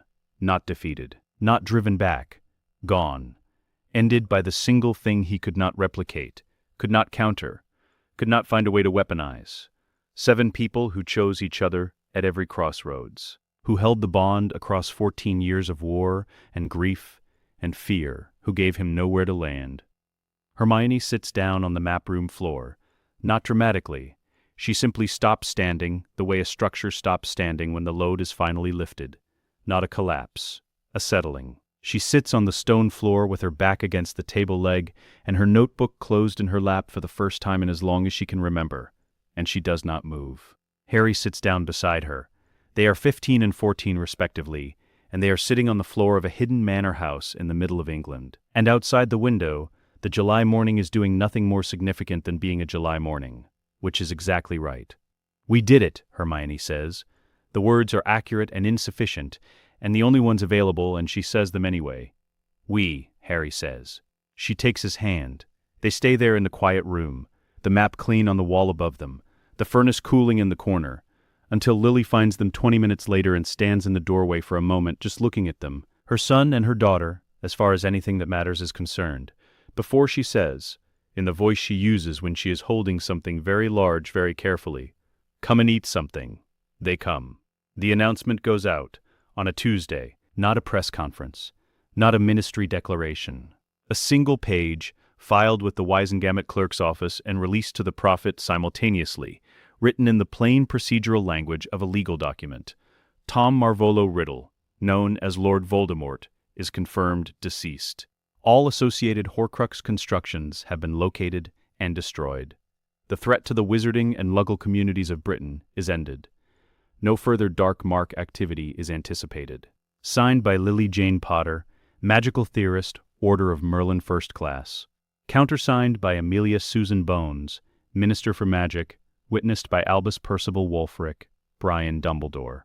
The prophet runs it front page with no headline, just the document, just the words. The editor decides, correctly, that nothing she could write above it would improve on the weight of the thing itself. The wizarding world reads it over breakfast, and over lunch, and over dinner, because people keep picking it up again to confirm that it says what they think it says. Shops close early, not from grief, from the specific, slightly bewildered joy of a community that has been waiting for this sentence for 15 years and does not immediately know what to do with its arrival. The ministry, under Amelia Bones, begins the structural work in September of 1996. It is not fast. Bones does not do things fast when doing them correctly requires time. And she has spent enough years watching Fudge do things quickly and badly to have no interest in repeating the pattern. She works through the Department of Magical Law Enforcement first. A full audit, every position reviewed, every case file examined. 11 Aurors are dismissed. 4 are referred for prosecution. 9 new positions are opened and filled through a competitive process that does not consider blood status as a qualifying criterion for the first time in the department's recorded history. James takes the senior Auror command position in October. He restructures the training program on Marauder doctrine, not because it is his doctrine, but because it works. The emphasis shifts. Less dueling theory, more field intelligence. Less individual heroics, more unit coordination. The new intake of Auror trainees runs footwork drills in the first week that James learned from his father at age 16, and which Harry and Hermione ran in the manor courtyard from age 5, and which now belong to the institution rather than the family. James teaches a class on counter-legilamency in the second month. The class is oversubscribed. He runs it 3 times. Sirius takes his Wizengamot seat permanently in January of 1997. He wears robes for the occasion that are technically within the formal dress code and technically within the definition of acceptable color, and which Remus, seeing them for the first time in the antechamber before the session, describes as a choice. Sirius takes this as a compliment.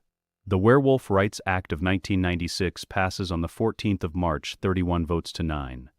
Sirius speaks for it for 22 minutes, without notes, which is 18 minutes longer than any previous speech he has given in the chamber, and which holds the room completely because Sirius Black, when he decides to say something true about someone he loves, does not do it quietly. He does not look at Remus during the speech. He does not need to.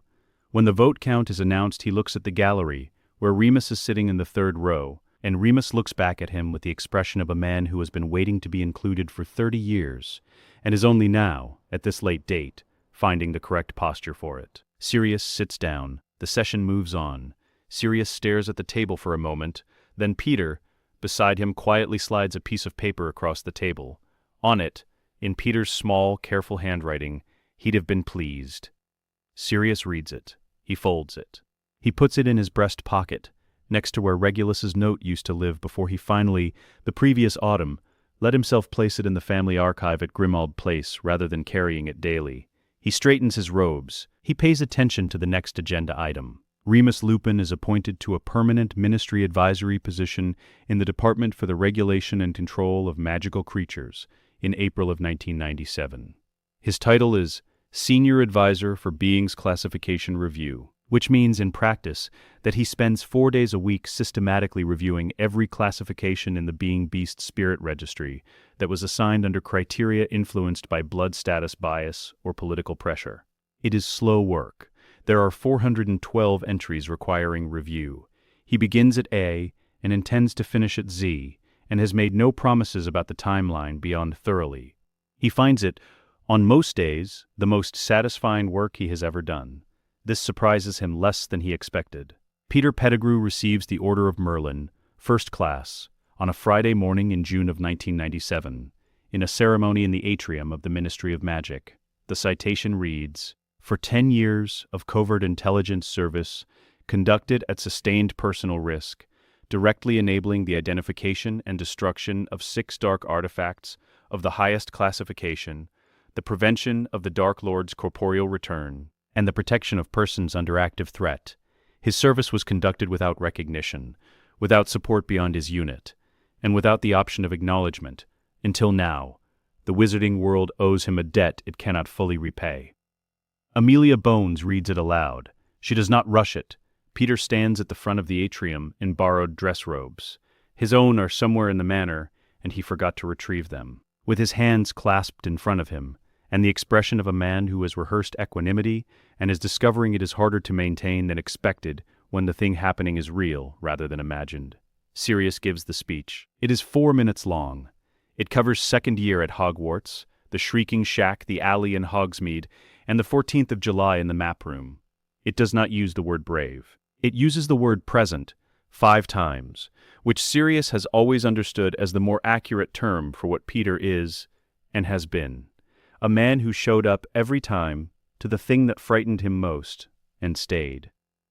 Peter does not know what to do with his hands during the speech. After, in the corridor outside the atrium, when the crowd has thinned and the formal part of the day is over, Harry finds him standing by a window looking at the Ministry's internal fountain, with the Order of Merlin in his hand. Harry stands beside him. They look at the fountain together for a moment. "You held my hand," Harry says.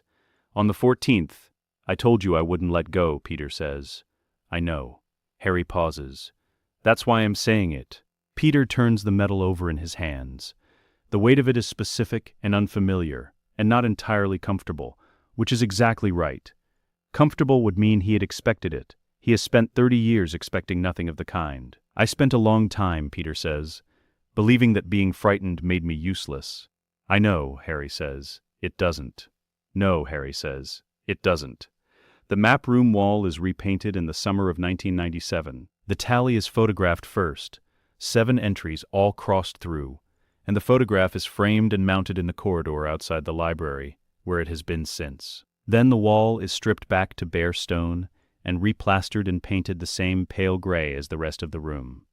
And the map itself is rolled and stored in the archive, its decade of intelligence preserved and indexed by Hermione over 2 weekends in August, with the thoroughness of someone who understands that history is only useful if it is legible to the people who come after. The map room becomes a library annex.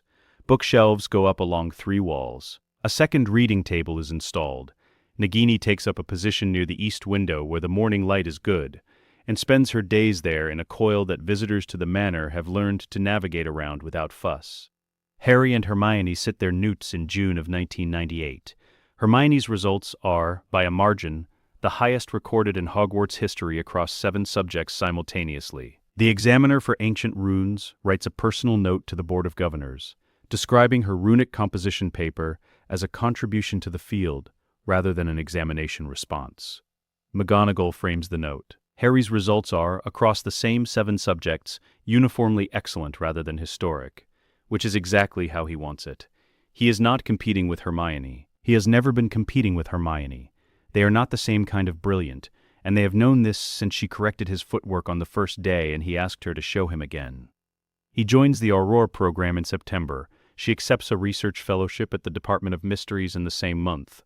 Their desks are on different floors of the Ministry building. They have lunch together on Thursdays. This arrangement satisfies both of them completely.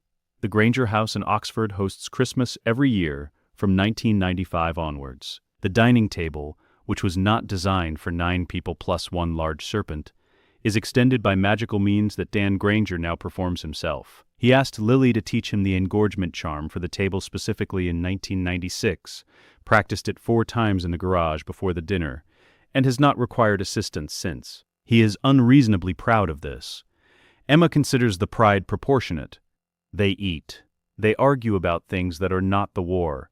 Quidditch, ministry policy, Remus's progress through the classification registry, the specific question of whether Sirius's new robes are acceptable for a Wizengamot member, position. Contested, vote, deadlocked along predictable lines. Peter tells a story about rat form navigation in a Malfoy Manor drainage pipe that is funnier every year. James adds details that Peter leaves out for modesty.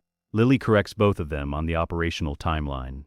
Harry and Hermione sit at the end of the table and eat, and listen to the noise of it, the specific, accumulated, irreplaceable noise of people who chose each other and kept choosing each other and have ended up here, at a table in Oxford on a December night, arguing about robes.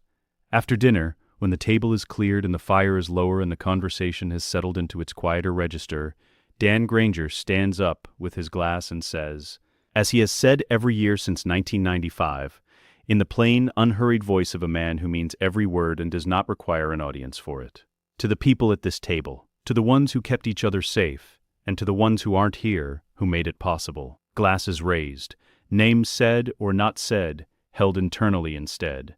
Regulus, the order members, the Muggle families who never knew what had been done for them. They drink. Outside, the Oxford winter does what Oxford winters do, quiet and cold and entirely indifferent to the warmth inside the house. The fire burns in the grate. Nagini moves through the hall on her way to her preferred spot near the radiator, and Dan Granger steps aside for her with the unhurried ease of a man who has been stepping aside for a 60-foot serpent for 3 years and has made his peace with it. Harry watches his family. The word has never required qualification.